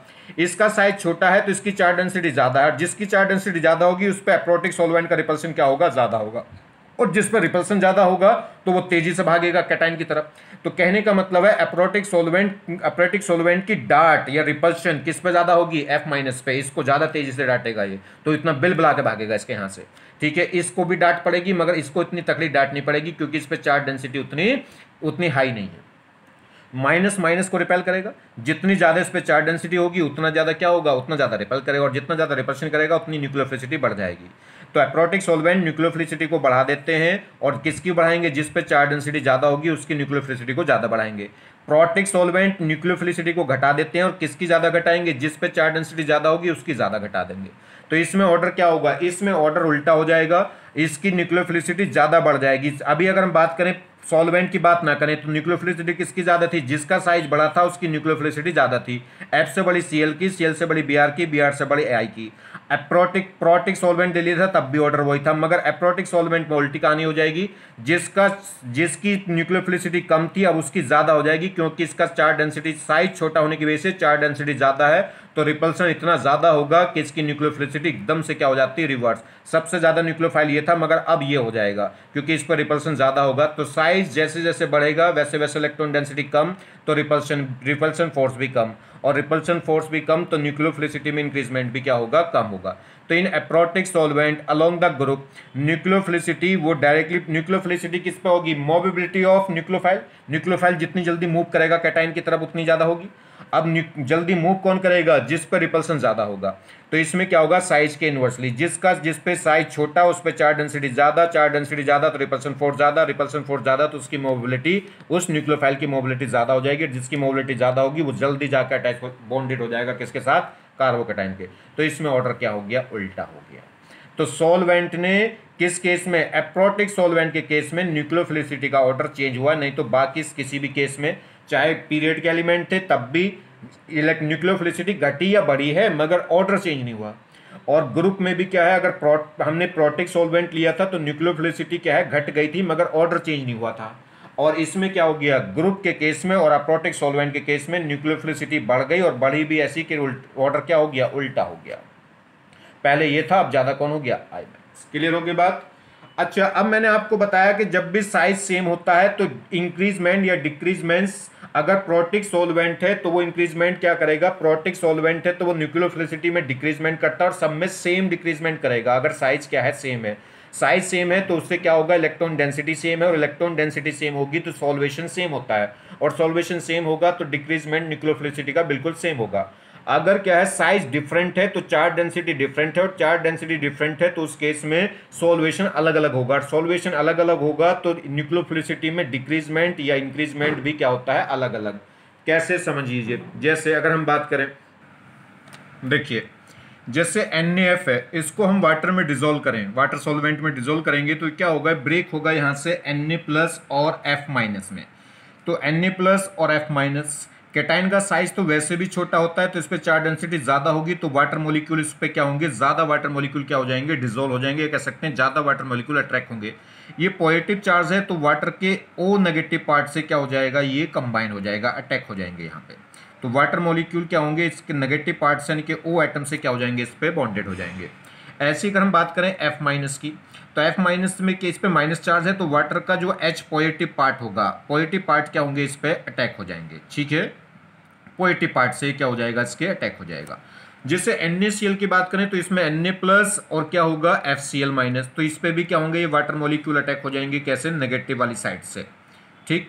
अब यहाँ देखिए Cl पे क्या होगा, अगर हम बात करें F की तो F का साइज छोटा है, Cl का साइज बड़ा है, तो इस पे चार्ज डेंसिटी ज्यादा थी तो ज्यादा वाटर मॉलिक्यूल क्या होते, इस पे सॉल्वेट हुए थे, ठीक। इसमें क्या होगा, Cl का साइज थोड़ा बड़ा हो गया तो चार्ज डेंसिटी कम होगी, और चार्ज डेंसिटी कम होगी तो कम वाटर मॉलिक्यूल क्या होंगे, इस पे डिसॉल्व होंगे। आगे बात समझ में? तो जितने ज्यादा वाटर मॉलिक्यूल के साथ क्या हो जाएगा, सोलवेट हो जाएगा, तो न्यूक्लियोफिलिसिटी उतनी ही ज्यादा क्या हो जाएगी, कम। तो जैसे जैसे अगर कोई भी न्यूक्लियोफाइल क्या होगा, सोलवेट हो जाएगा, तो उसकी न्यूक्लियोफिलिसिटी डाउन हो जाएगी। मगर जितनी ज्यादा चार्ज डेंसिटी होगी, या कह सकते हैं जितना साइज कम होगा उतनी चार्ज डेंसिटी ज्यादा होगी, तो उतना ज्यादा वाटर मॉलिक्यूल क्या होंगे, इस पर अटैच होंगे, उतना ज्यादा सॉल्वेशन हो जाएगा, तो न्यूक्लियोफिलिसिटी उतनी ज्यादा क्या हो जाएगी, डिक्रीज। तो इस केस में भी डिक्रीज होगी, इस केस में भी डिक्रीज होगी न्यूक्लियोफिलिसिटी। मगर इस केस में जो न्यूक्लियोफिलिसिटी है वो कम डिक्रीज होगी, और इस केस में ज्यादा न्यूक्लियोफिलिसिटी क्या हो जाएगी, डिक्रीज हो जाएगी। क्लियर हो गई बात? चलिए अब देखें एक मेन पॉइंट देखिए। अब जरा बात करें in nucleophilic substitution reaction. Nucleophilic substitution reaction तो जानते हैं, कोई भी न्यूक्लियोफाइल आके जुड़े और एक एटम दूसरे एटम से रिप्लेस हो जाए तो इसे बोलते हैं सब्स्टिट्यूशन। अगर कोई न्यूक्लियोफाइल रिप्लेस हो जाए किसी अनदर न्यूक्लियोफाइल से तो क्या कहलाएगी, nucleophilic substitution. In nucleophilic substitution reaction in nucleophilic substitution reaction only strong nucleophile can substitute weaker nucleophile। अगर कोई स्ट्रॉन्ग न्यूक्लियोफाइल आएगा तो ही वो क्या होगा, वीकर न्यूक्लियोफाइल को क्या कर सकता है, रिप्लेस कर सकता है। कोई भी वीक न्यूक्लियोफाइल स्ट्रॉन्ग न्यूक्लियोफाइल को रिप्लेस नहीं कर सकता। ये मेन बात है, इसको जरा ध्यान रखना है। देखिए which of the following reaction are possible in DMF. DMF कह लो, डीएमएफ कह रहा है, या और क्राउन ईथर। तो डीएमएफ हो या क्राउन ईथर हो, ये क्या है, एप्रोटिक सॉल्वेंट है। और एप्रोटिक सॉल्वेंट क्या करते हैं, न्यूक्लियोफिलिसिटी को क्या कर देते हैं, इंक्रीज कर देंगे। ठीक है। और अगर पीरियड की बात करें तो पीरियड में ऑर्डर बिल्कुल वैसा ही रहेगा जैसा नॉर्मल होता है, मगर बस क्या होगा, उनकी क्या होगी, न्यूक्लियोफिलिसिटी सभी की इक्वली क्या हो जाएगी, इंक्रीज। मगर ग्रुप के केस में क्या है, न्यूक्लियोफिलिसिटी किसकी ज्यादा होती थी, जिसका साइज बड़ा था। मगर एप्रोटिक सॉल्वेंट आता है तो ये क्या करेगा, जिसका साइज छोटा था उसकी न्यूक्लियोफिलिसिटी ज्यादा बढ़ा देता है, और जिसका साइज कम था उसकी न्यूक्लियोफिलिसिटी कम बढ़ाता है। तो इस केस में ज्यादा न्यूक्लियोफिलिसिटी किसकी थी, I- की। मगर एप्रोटिक सॉल्वेंट है तो जिसका साइज छोटा था, जिसपे चार्ज डेंसिटी ज्यादा है, उसकी न्यूक्लियोफिलिसिटी ज्यादा रेट से बढ़ा देता है। तो इस केस में अब न्यूक्लियोफाइल ऑर्डर क्या हो जाता था, उल्टा। कब, एप्रोटिक सॉल्वेंट के। तो एप्रोटिक सॉल्वेंट के केस में अगर हम बात करें ग्रुप एलिमेंट की, तो उस केस में जो न्यूक्लियोफिलिसिटी है वो रिवर्स हो जाती थी, जिसका साइज छोटा था उसकी न्यूक्लियोफिलिसिटी क्या हो जाती थी, ज्यादा। तो इस केस में जो बेटर न्यूक्लियोफाइल है वो F- बेटर न्यूक्लियोफाइल हो जाएगा Cl- से, और Cl- बेटर हो जाएगा Br- से, और Br- हो जाएगा I- से। तो जब देखिए बात करें यहाँ पे, यही तो हमारे पास एल्का हैलाइड है। यहां से क्या होगा, एक न्यूक्लियोफाइल जेनरेट होगा K+ और Br-। तो ये क्या होगा, Br- इस पे जाके अटैक होगा तो Cl- रिप्लेस होगा। अब देखिए एप्रोटिक सॉल्वेंट में कौन ज्यादा स्ट्रॉन्ग न्यूक्लियोफाइल है, Cl- ज्यादा स्ट्रॉन्ग न्यूक्लियोफाइल है Br- से। किस केस में, एप्रोटिक सॉल्वेंट के केस में। तो Cl- स्ट्रॉन्ग न्यूक्लियोफाइल है तो वो रिप्लेस नहीं होने वाला किससे, बी का न्यूक्लियोफाइल से। तो Br- Cl- को रिप्लेस नहीं कर सकता, क्योंकि एप्रोटिक सॉल्वेंट के केस में जिसका साइज छोटा है उसी की न्यूक्लियोफिलिसिटी क्या होती है, ज्यादा होती है। आगे बात समझ में? तो इस केस में क्या होगा, Cl- क्या होगा, क्योंकि एप्रोटिक सॉल्वेंट क्या करता है, न्यूक्लियोफिलिसिटी को बढ़ाता है। न्यूक्लियोफिलिसिटी जनरली किसकी बड़ी होती है, जिसका साइज बड़ा। तो Br की न्यूक्लियोफिलिसिटी ज्यादा होगी Cl- से। मगर हमने क्या ले लिया, aprotic solvent. Aprotic solvent order को क्या कर देता है, ग्रुप के केस में उल्टा कर देता है। तो बेसिक स्ट्रॉन्ग न्यूक्लियोफाइल कौन हो गया, Cl- बेटर न्यूक्लियोफाइल हो गया किससे, Br- से। तो Br- आए और Cl- जाए, ऐसा नहीं हो सकता। तो ये रिएक्शन फिजिबल नहीं होगी, ये पॉसिबल नहीं होगी। यहां देखें तो Cl- क्या होगा, बेटर न्यूक्लियोफाइल होगा Br- से। किस केस में, एप्रोटिक सॉल्वेंट के केस में। तो ये क्या करेगा, Cl- Br- को रिप्लेस कर देगा, तो ये रिएक्शन हो जाएगी। तो Br- निकल जाएगा, Cl- इस पर आ जाएगा। यहां देखिए इस केस में Br- अटैक करे Cl- पे, तो Br- बेटर है कि Cl-। अगर हम बात करें एप्रोटिक सॉल्वेंट की, तो एप्रोटिक सॉल्वेंट में जिसका साइज छोटा है वही क्या होगा, बेटर क्या होगा, उस पर रिपल्सन ज्यादा होगा, वही बेटर न्यूक्लियोफाइल होगा। तो Br- बेटर न्यूक्लियोफाइल होगा I-। तो Br- रिप्लेस कर देगा I- को, तो ये रिएक्शन क्या हो जाएगी, पॉसिबल हो जाएगी। यहां पे देखिए I- और Br- बेटर है, और Br- बेटर है तो वो रिप्लेस नहीं हो सकता I- के थ्रू। तो I- Br- को रिप्लेस नहीं कर सकती, तो ये रिएक्शन नहीं होगी। आगे बात समझ में? चलिए next, which of the following reaction are possible in the ethanol और वाटर। इथेनॉल मतलब OH, O पे जुड़ने वाला H है तो एसिडिक H है। वाटर मतलब O पे जुड़ने वाला H है, तो ये क्या हो गए, ये प्रोटिक सॉल्वेंट हो गए। और प्रोटिक सॉल्वेंट में अगर हम बात करें तो प्रोटिक सॉल्वेंट में जो न्यूक्लियोफिलिसिटी ऑर्डर है, प्रोटिक सॉल्वेंट क्या करता है, न्यूक्लियोफिलिसिटी को डिक्रीज कर देता है, मगर ग्रुप या पीरियड में जो ऑर्डर होता है न्यूक्लियोफिलिसिटी का वो ऑर्डर वैसा ही रहेगा। तो ग्रुप में अगर हम बात करें तो ग्रुप में बेटर न्यूक्लियोफाइल कौन था, जिसका साइज बड़ा था, जिसका साइज बड़ा था वही बेटर न्यूक्लियोफाइल था, क्योंकि जिसका साइज बड़ा होगा फजान्स रूल्स के अकॉर्डिंग वही क्या करता है, इजीली कोवलेंट बॉन्ड बना लेगा। तो प्रोटिक सॉल्वेंट में क्या होगी, न्यूक्लियोफिलिसिटी थोड़ी कम हो जाएगी मगर ऑर्डर चेंज नहीं होगा। तो क्या होगा, F माइनस से बेटर होगा Cl माइनस, Cl माइनस से Br माइनस, Br माइनस से I माइनस बेटर न्यूक्लियोफाइल था। मगर जब प्रोटिक सॉल्वेंट हो गया तो ऑर्डर वही रहेगा, इनकी स्ट्रेंथ थोड़ी कम हो जाएगी मगर ऑर्डर में कोई चेंज नहीं होगा। तो I माइनस बेटर न्यूक्लियोफाइल होगा किससे, Br माइनस से, और Br बेटर होगा Cl माइनस से, और Cl माइनस होगा F से बेटर। तो देखिए इस केस में I माइनस बेटर होगा Cl माइनस से, तो I माइनस क्या कर सकता है, Cl माइनस को रिप्लेस कर सकता है। तो यहां से कार्बन से क्या होगा, Cl माइनस निकलेगा तो ये कार्बन कैटायन, और इस कार्बन कैटायन पर I माइनस आकर अटैक हो जाएगा। तो जैसे I माइनस इस पर अटैक होगा तो वैसे Cl माइनस रिप्लेस हो जाएगा, तो रिएक्शन पॉसिबल है। इसमें देखिए Cl माइनस I माइनस को रिप्लेस नहीं कर सकता, क्योंकि प्रोटिक सॉल्वेंट के केस में I माइनस क्या है, बेटर लिविंग ग्रुप है। प्रोटिक सॉल्वेंट के केस में जिसका साइज बड़ा वही क्या होगा, बेटर न्यूक्लियोफाइल, और जिस I क्या हो गया, बेटर न्यूक्लियोफाइल हो गया किससे, Cl माइनस से, क्योंकि I का साइज बड़ा है Cl से। तो आज Cl माइनस क्या करेगा, I माइनस को रिप्लेस नहीं कर सकता, क्योंकि Cl माइनस क्या है, वीक न्यूक्लियोफाइल है as comparison to I minus. किस केस में, प्रोटिक सॉल्वेंट के केस में। तो ये रिएक्शन पॉसिबल नहीं होगी। सेम कहानी, तो इसमें क्या है, साइज किसका बड़ा है, I का साइज बड़ा है, I का जिसका साइज बड़ा होगा वही बेटर न्यूक्लियोफाइल होगा, किस केस में, प्रोटिक सॉल्वेंट के केस में। तो I माइनस Br माइनस को क्या कर सकता है, कार्बन से, कार्बन कैटायन से रिप्लेस कर सकता है। तो Br माइनस निकल जाएगा, I माइनस आके लग जाएगा। तो ये रिएक्शन कैसी होगी, पॉसिबल होगी। इस केस में फिर Cl माइनस और Br माइनस किसका साइज बड़ा है, Br का साइज बड़ा है, और जिसका साइज बड़ा होगा वही बेटर न्यूक्लियोफाइल होगा, और बेटर न्यूक्लियोफाइल को वीक न्यूक्लियोफाइल रिप्लेस नहीं कर सकता। तो Cl माइनस Br माइनस को रिप्लेस नहीं कर सकता, किस पे से, कार्बन पे से। क्लियर होगी बात। देखिए यहां से रिप्लेस करना है, न्यूक्लियोफाइल किस पे जाकर अटैक होगा, कार्बन, जो माइनस कार्बन कैटायन पे अटैक हो वही तो न्यूक्लियोफाइल होगा। तो ये यहां से तो न्यूक्लियोफाइल रिलीज होगा, कौन होगा, Na प्लस और Cl माइनस। ये Cl माइनस क्या होगा, इस कार्बन कैटायन, इस कार्बन पे अटैक करेगा, जैसे इस पे अटैक करेगा तो Br निकल के भागेगा, मगर Cl माइनस वीक न्यूक्लियोफाइल है और Br माइनस स्ट्रॉन्ग न्यूक्लियोफाइल है, तो ये क्या कर देगा, ये रिप्लेस ही नहीं हो पाएगा। तो वीक न्यूक्लियोफाइल स्ट्रॉन्ग को रिप्लेस नहीं कर पाएगा, तो रिएक्शन पॉसिबल नहीं होगी। Next, which of the following reaction are possible in DMSO। DMSO मतलब क्या हो गया, कौन सा रिएजेंट हो गया, एप्रोटिक सॉल्वेंट। और एप्रोटिक सॉल्वेंट में क्या है, अब कौन कौन से रिप्लेस होंगे, देखिए अब इसमें क्या है, ये NaCl से मुझे क्या मिलने वाला है, Cl माइनस, NaCl से क्या मिलने वाला है मुझे, Cl माइनस, NaCl से मुझे क्या मिलने वाला है, Cl माइनस, और NaOH से क्या मिलने वाला, मुझे OH माइनस न्यूक्लियोफाइल मिलने वाला है। अब ये न्यूक्लियोफाइल किस पर अटैक करेंगे, कार्बन पे, जब कार्बन पर अटैक करेंगे तभी तो न्यूक्लियोफाइल कहलाते हैं ये। चलिए अब यहां से क्या होगा, जब ये Cl माइनस आके अटैक होगा तो यहां से एक माइनस निकलेगा। माइनस क्या है, यहाँ इस कार्बन पे तो H है, H के अलावा तो कुछ है ही नहीं, तो यहां से क्या निकलेगा, H माइनस, इस पे से क्या निकलेगा, CH3 माइनस, इस पे से क्या निकलेगा, OH माइनस, इस पे से क्या निकलेगा, Cl माइनस।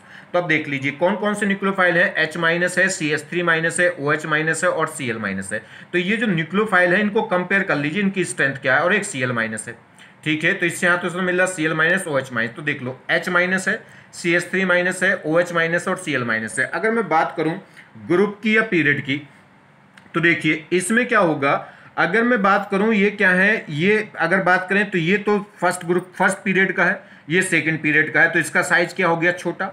जिसका साइज छोटा होगा उस पर एप्रोटिक सॉल्वेंट का रिपल्शन क्या होगा, ज्यादा। देखिए एप्रोटिक सॉल्वेंट क्या करते हैं, रिपेल करके क्या करते हैं, न्यूक्लियोफिलिसिटी को बढ़ाएंगे, और ज्यादा रिपल्शन किस पे करते हैं, जिसका साइज छोटा होगा, मतलब जिस पे चार्ज डेंसिटी ज्यादा होगी। जिस पे जितनी ज्यादा चार्ज डेंसिटी उतना ज्यादा रिपल्शन करेगा, और जितना ज्यादा रिपल्शन करेगा उतनी न्यूक्लियोफिलिसिटी हाई हो जाएगी। अब चार्ज डेंसिटी ज्यादा इनमें किस पे होगी, जिसका साइज सबसे छोटा होगा। सबसे छोटा साइज किसका होगा, ये सेकंड पीरियड का, ये सेकंड पीरियड का, ये थर्ड पीरियड का, और ये फर्स्ट पीरियड का। तो जो फर्स्ट पीरियड का है इसमें सेल एक ही होगी, इसका साइज सबसे छोटा, तो इस पर रिपल्शन सबसे ज्यादा होगा किसका, एप्रोटिक सॉल्वेंट का। और एप्रोटिक सॉल्वेंट का इस पर रिपल्शन ज्यादा होगा तो क्या होगा, इसकी न्यूक्लियोफिलिसिटी सबसे ज्यादा होगी। बात कर ले इनकी, ये किसके हैं, ये ग्रुप के हो गए, ये दोनों किसके हो गए, सेम पीरियड के हो गए, ये सेम पीरियड के हो गए, तो कार्बन और ऑक्सीजन, तो इनकी साइज ऑलमोस्ट क्या होगा, सेम। और जब साइज ऑलमोस्ट सेम होगा तो फिर क्या देखते हैं, न्यूक्लियोफिलिसिटी और इलेक्ट्रोनेगेटिविटी। फिर क्या चेक करेंगे, इलेक्ट्रोनेगेटिविटी। इलेक्ट्रोनेगेटिविटी जिसकी ज्यादा होती है उसकी न्यूक्लियोफिलिसिटी क्या हो जाएगी, कम। तो O की इलेक्ट्रोनेगेटिविटी ज्यादा होती है C से, तो जिसकी इलेक्ट्रोनेगेटिविटी ज्यादा उसकी न्यूक्लियोफिलिसिटी क्या हो जाएगी, कम। तो ये जल्दी लोन पे डोनेट करेगा, तो इसकी न्यूक्लियोफिलिसिटी ज्यादा, तो C माइनस की न्यूक्लियोफिलिसिटी ज्यादा हो गई किससे, O माइनस से। अब बात करें इन दोनों की, तो इसमें क्या होगा, ये सेकंड पीरियड का है, थर्ड पीरियड का, तो इसका साइज बड़ा है, तो इलेक्ट्रॉन चार्ज डेंसिटी क्या हो जाएगी, कम। इलेक्ट्रॉन डेंसिटी कम हो जाएगी तो रिपल्शन भी कम होगा, तो न्यूक्लियोफिलिसिटी भी क्या हो जाएगी, कम। समझ गए बात को। तो एप्रोटिक सॉल्वेंट में जिसका साइज सबसे छोटा होता है उस पर चार्ज डेंसिटी सबसे ज्यादा होगी, तो उस पर रिपल्सन ज्यादा होगा, तो उसकी न्यूक्लियोफिलिसिटी सबसे ज्यादा होती है। क्योंकि एप्रोटिक सॉल्वेंट न्यूक्लियोफाइल को डिसॉल्व नहीं करता, वो सिर्फ इलेक्ट्रोफाइल को डिसॉल्व करता है, क्योंकि उसमें सिर्फ क्या होता है, नेगेटिव वाला पार्ट होता है, तो कैटायन को डिसॉल्व कर लेगा, एनायन को डिसॉल्व नहीं करता, एनायन को वो क्या करता है, रिपेल। तो न्यूक्लियोफिलिसिटी ऑर्डर समझ गए इसमें, तो H माइनस सबसे बेटर है, तो ये इसके अकॉर्डिंग देख लो। अब क्या होगा, अब कोई भी रिएक्शन कब होगी, अगर स्ट्रॉन्ग न्यूक्लियोफाइल वीक न्यूक्लियोफाइल को रिप्लेस कर सकता है, तो Cl माइनस स्ट्रॉन्ग न्यूक्लियोफाइल है कि H माइनस, तो H माइनस स्ट्रॉन्ग न्यूक्लियोफाइल है, तो Cl माइनस के बस की बात नहीं है H माइनस को रिप्लेस करना, तो ये रिएक्शन नहीं होगी। इसीलिए क्या है कि नॉर्मल जो मेथेन होती है उस नॉर्मल मेथेन से एल्काइल हैलाइड जनरली फॉर्म नहीं होती। आगे बात समझिए, रीजन क्या है, रीजन ये है कि X माइनस से बेटर न्यूक्लियोफाइल होता है कौन, H माइनस, तो इसलिए H माइनस रिप्लेस नहीं हो सकता किससे, Cl माइनस से। किस केस में, एप्रोटिक सॉल्वेंट के केस में। चलिए, तो ये रिएक्शन पॉसिबल नहीं होगी। यहां पे CS क्यों निकलेगा, CH3 माइनस, और कौन आएगा, Cl माइनस, तो Cl माइनस बेटर न्यूक्लियोफाइल है क्या, CH3 माइनस, तो देखिए किसकी न्यूक्लियोफिलिसिटी ज्यादा है, तो CH3 माइनस की न्यूक्लियोफिलिसिटी ज्यादा है Cl माइनस से, तो CH3 माइनस Cl से रिप्लेस नहीं होने वाला, तो Cl माइनस की बस की बात नहीं है CH3 को रिप्लेस करना, तो एल्केन से अगर अल्का हैलाइड बनाएंगे तो ये भी रिएक्शन नहीं होगी। आगे बात समझ में, तो इस केस में भी रिएक्शन नहीं होने वाली। ये देखिए OH माइनस और Cl माइनस, तो Cl माइनस स्ट्रॉन्ग न्यूक्लियोफाइल है कि OH माइनस, तो OH माइनस स्ट्रॉन्ग न्यूक्लियोफाइल था Cl माइनस से, किस केस में, एप्रोटिक सॉल्वेंट में, तो Cl माइनस के बस की बात नहीं है OH माइनस को रिप्लेस करना, इसलिए एल्कोहल से भी जनरली क्या है, एल्काइल हैलाइड नहीं बना सकते आप। इसमें देखिए, इसमें Cl माइनस है और यहाँ OH माइनस, तो इनकमिंग जो न्यूक्लियोफाइल है वो OH माइनस है, और आउटगोइंग कौन सा है, Cl minus. OH minus better nucleophile है Cl माइनस से, तो OH माइनस Cl माइनस को क्या कर देगा, रिप्लेस, तो एल्का हैलाइड से एल्कोहल बन जाएंगे, तो ये OH जाएगा और Cl माइनस बाहर निकल जाएगा। क्लियर बात, तो ये रिएक्शन क्या हो जाएगी, पॉसिबल। समझे कि नहीं समझे, ठीक है। तो देखिए,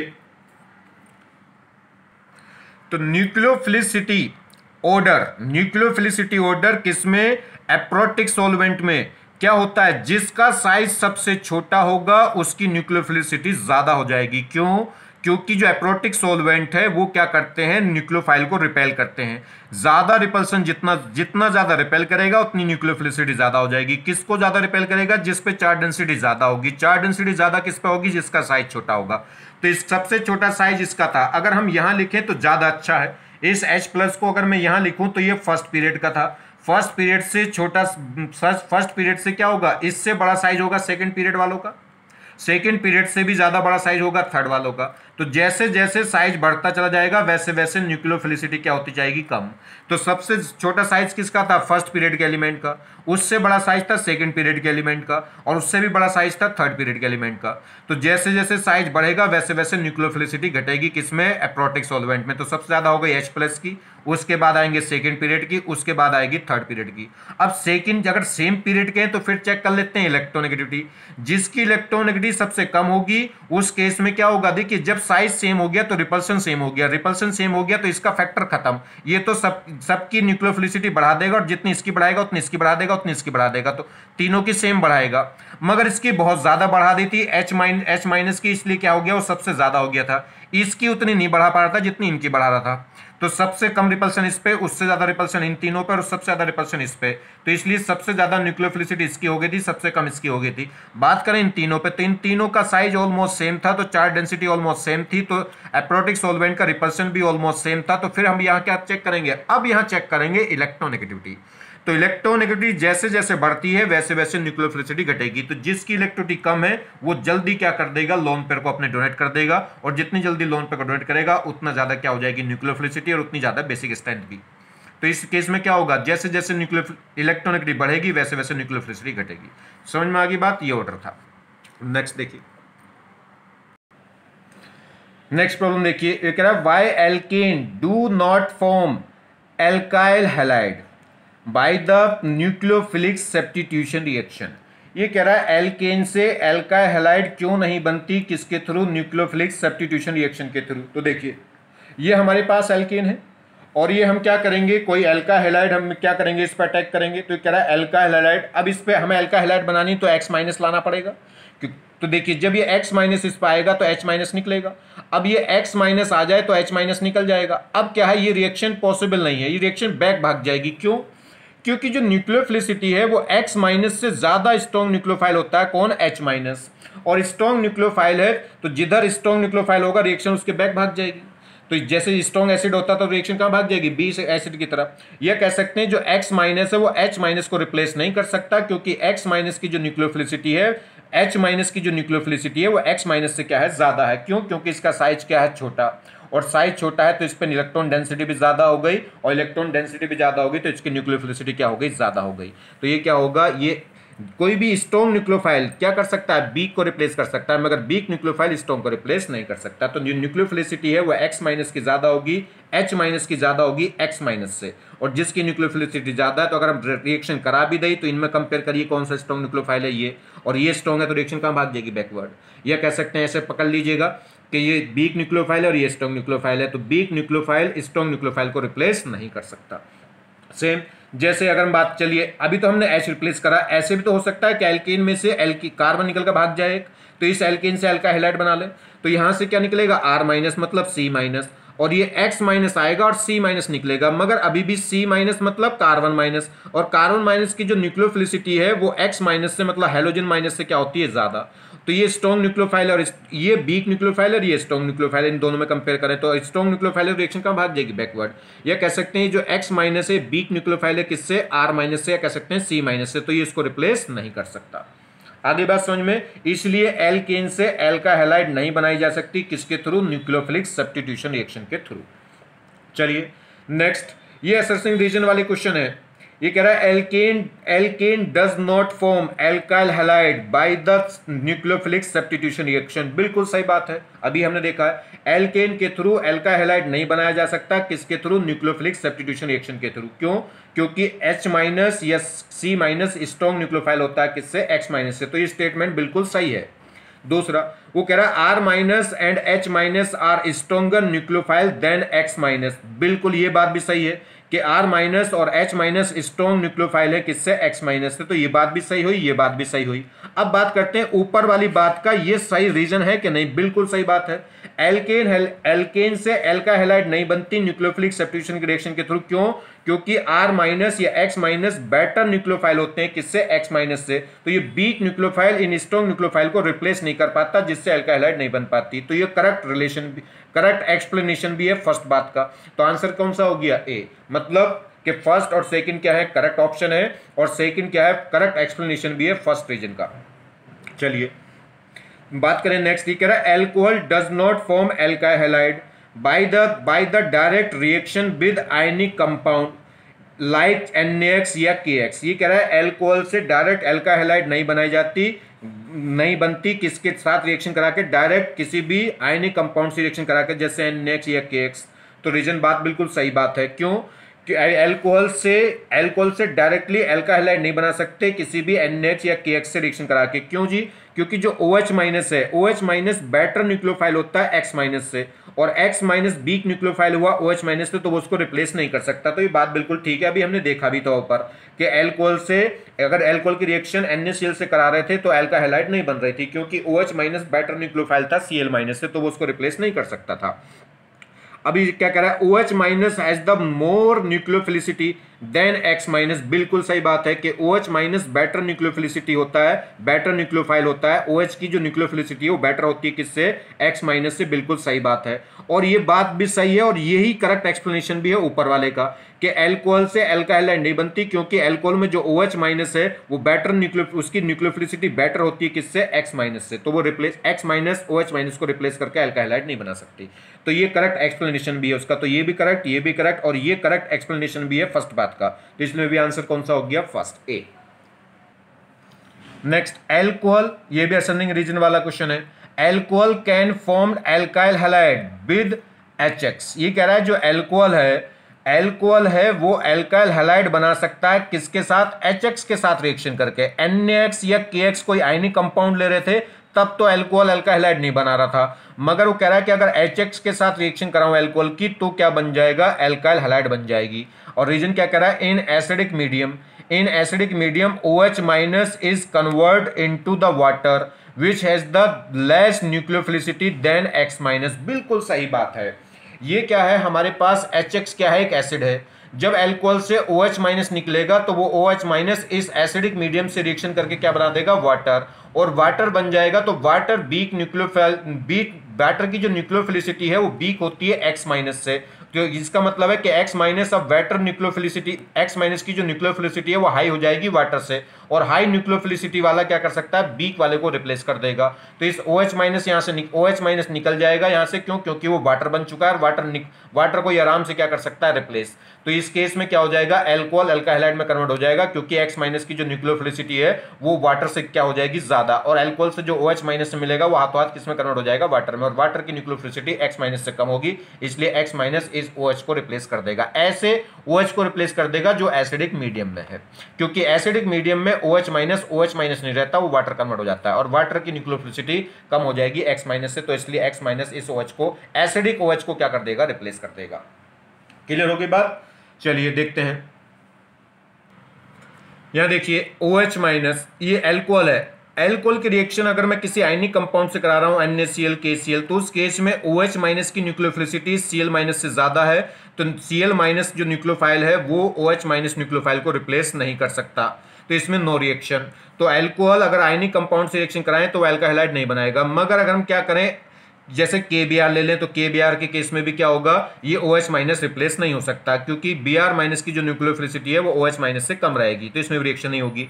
मगर एल्कोहल की रिएक्शन किससे कराई, HX से कराई, तो HX से कराई तो ये तुरंत रिएक्शन हो जाएगी और क्या बन जाएगा, एल्काइल हैलाइड। इसका H और इसका OH मिलकर वाटर बन जाता है और वाटर रिमूव हो जाएगा। रीजन क्या है, यहां से जो OH माइनस है वो एक्चुअल में इसके एसिड H प्लस को एक्सेप्ट करके क्या बना देता है, वाटर। तो यहां से OH माइनस नहीं निकालना होता, वाटर निकालना होता है, और ये वाटर जैसे ही H प्लस इस पर जाके चिपक जाएगा तो ये बन जाएगा वाटर, और वाटर की जो न्यूक्लियोफिलिसिटी है वो X माइनस से क्या हो जाती है, कम। तो अब X माइनस क्या करेगा, वाटर को रिप्लेस करके क्या बना देगा, एल्काइल हैलाइड। देखिए कैसे, ये हमारे पास HX है, HX किस में ब्रेक होगा, H प्लस और X माइनस में। ये जो H प्लस है तुरंत एल्कोहल पर जाके अटैक हो जाएगा, ये H प्लस एल्कोहल पर अटैक होगा। कैसे, इसके पास लोन पे पड़े तो तुरंत ये लोन पर एक्सेप्ट कर लेगा, तो ये तुरंत बेसिक नेचर शो कर देगा, तो ये H प्लस इस पर जाकर अटैक हो जाएगा और क्या बन जाएगा, OH2 प्लस। अब क्या होगा, अब ये जो न्यूक्लियोफाइल है ये इस पर अटैक करेगा, तो ये न्यूक्लियोफाइल इस पर अटैक करेगा और ये इस वाटर को निकाल देगा। वाटर वीक न्यूक्लियोफाइल है X माइनस से, हैलोजन माइनस से, तो हैलोजन माइनस स्ट्रॉन्ग न्यूक्लियोफाइल है ये वाटर से, तो इस वाटर को क्या कर देगा, रिप्लेस। तो वाटर बाहर भाग जाएगा और ये न्यूक्लियोफाइल इस पर एंटर कर जाएगा, तो इस केस में क्या हो जाएगी, एल्काइल हैलाइड। तो ध्यान रखना, X माइनस की जो न्यूक्लियोफिलिसिटी है वो OH माइनस से तो कम है, मगर वाटर से क्या है, ज्यादा है। तो अगर एसिडिक मीडियम में हम एल्कोहल से क्या करें, अगर एल्कोहल में एसिडिक मीडियम ले लें तो उस केस में डायरेक्ट क्या बना सकते हैं, एल्कोहल से एल्काइल हैलाइड बना सकते हैं। तो अगर देखिए न्यूक्लियोफिलिसिटी ऑर्डर, तो ये कह रहा है न्यूक्लियोफिलिसिटी ऑर्डर, या न्यूक्लियोफिलिसिटी ऑर्डर क्या हो गया, न्यूक्लियोफाइल इन एप्रोटिक सॉल्वेंट। एप्रोटिक सॉल्वेंट में न्यूक्लियोफिलिसिटी क्या हो जाती है, हाई, क्योंकि ये क्या करते हैं, एप्रोटिक सॉल्वेंट न्यूक्लियोफाइल को रिपेल करके उसकी न्यूक्लियोफिलिसिटी बढ़ा देते हैं। और nucleophile in the gaseous state में कम रहेगा, मतलब मिड।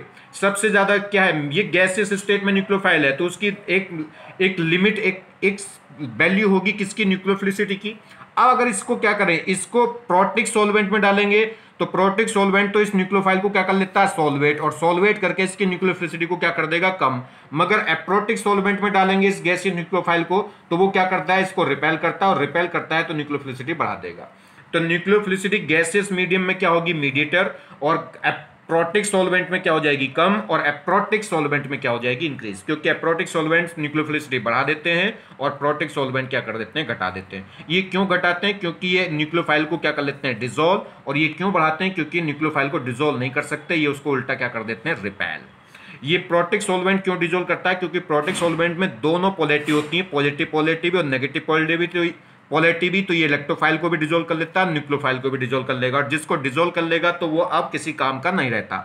ये क्या है, ये सिर्फ और सिर्फ इसमें नेगेटिव पार्ट होता है, तो ये सिर्फ इलेक्ट्रोफाइल को डिसॉल्व करता है, न्यूक्लियोफाइल को उल्टा क्या करता है, रिपेल, और रिपेल करेगा तो न्यूक्लियोफिलिसिटी बढ़ जाएगी, क्योंकि जितना ज्यादा रिपल्शन होगा न्यूक्लियोफाइल पे उतनी जल्दी न्यूक्लियोफाइल किस पे जाकर अटैक हो जाएगा, कार्बोकैटायन पे, तो उतनी ज्यादा न्यूक्लियोफिलिसिटी शो कर देगा।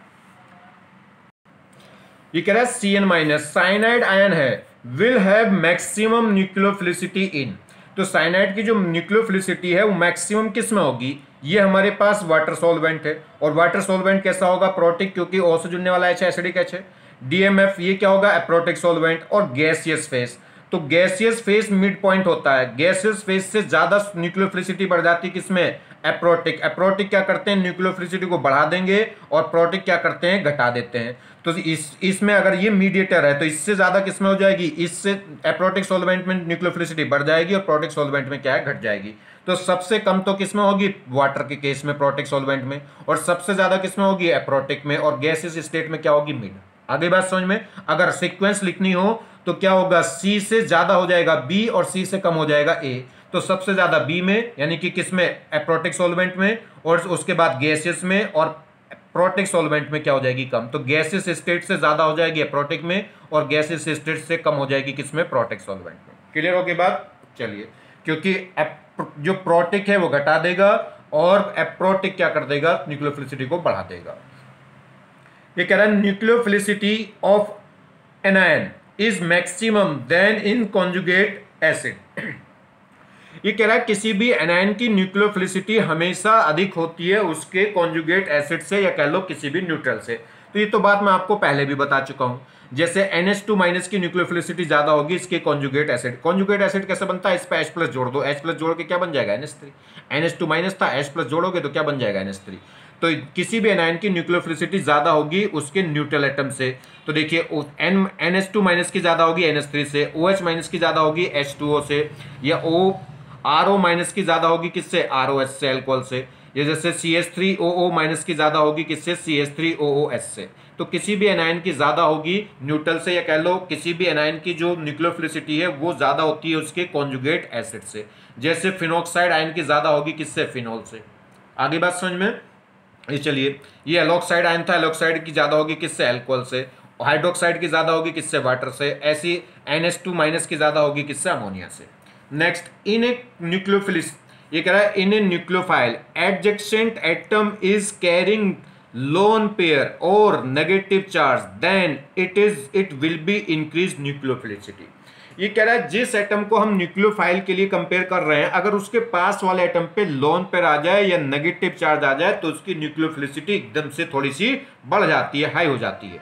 ठीक है, जैसे देखिए इन दोनों की बात करें, ये भी न्यूट्रल है, ये भी न्यूट्रल है। अगर इसमें डोनर एटम N तो इसमें भी डोनर एटम N, मगर इस डोनर एटम के पास वाले एटम पे क्या आ गया, लोन पेयर आ गया, और पास वाले एटम पे लोन पेयर आ गया तो इसकी न्यूक्लियोफिलिसिटी क्या हो जाएगी, हाई हो जाएगी। तो इससे ज्यादा हाई इसकी हो जाएगी।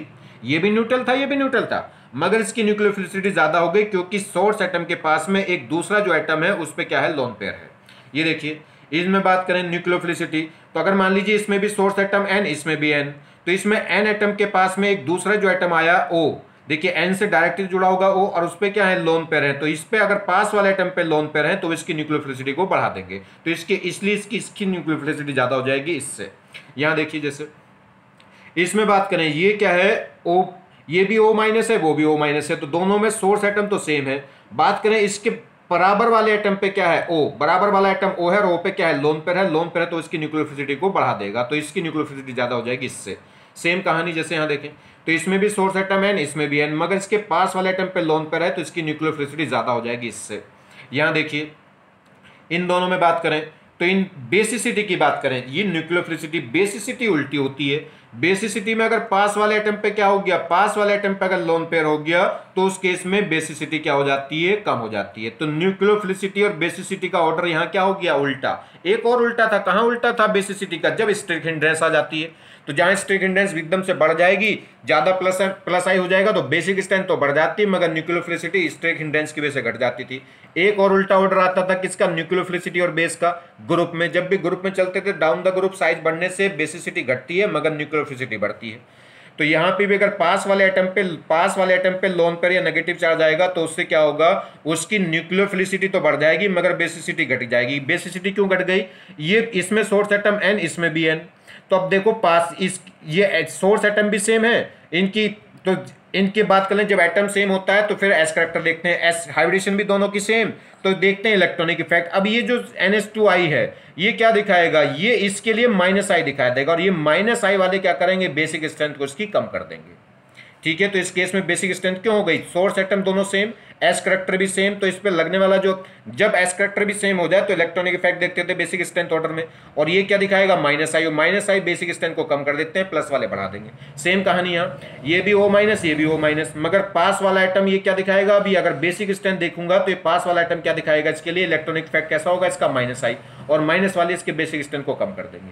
मगर न्यूक्लियोफिलिसिटी में सिचुएशन बढ़ जाती है। न्यूक्लियोफिलिसिटी में इलेक्ट्रॉनिक इफेक्ट नहीं देखेंगे, पहले क्या देखेंगे, अगर पास वाले एटम पे नेगेटिव चार्ज लोन पर आ गया तो वो क्या करेगा, इसकी न्यूक्लियोफिलिसिटी को बढ़ा देगा। अब देखिए, if atom which is behave as a nucleophile are same then nucleophilicity decrease with increase in the size of a एडजेक्शन ग्रुप। इसमें सोर्स एटम O, इसमें भी सोर्स एटम O, इसमें भी सोर्स एटम O, और सभी माइनस है। तो अब न्यूक्लियोफिलिसिटी क्या होगा, इसका साइज, इस पे साइज क्या हो गया, ये अल्काइल ग्रुप है, इस पे और बड़ा अल्काइल ग्रुप है, इस पे और भी बड़ा अल्काइल ग्रुप है।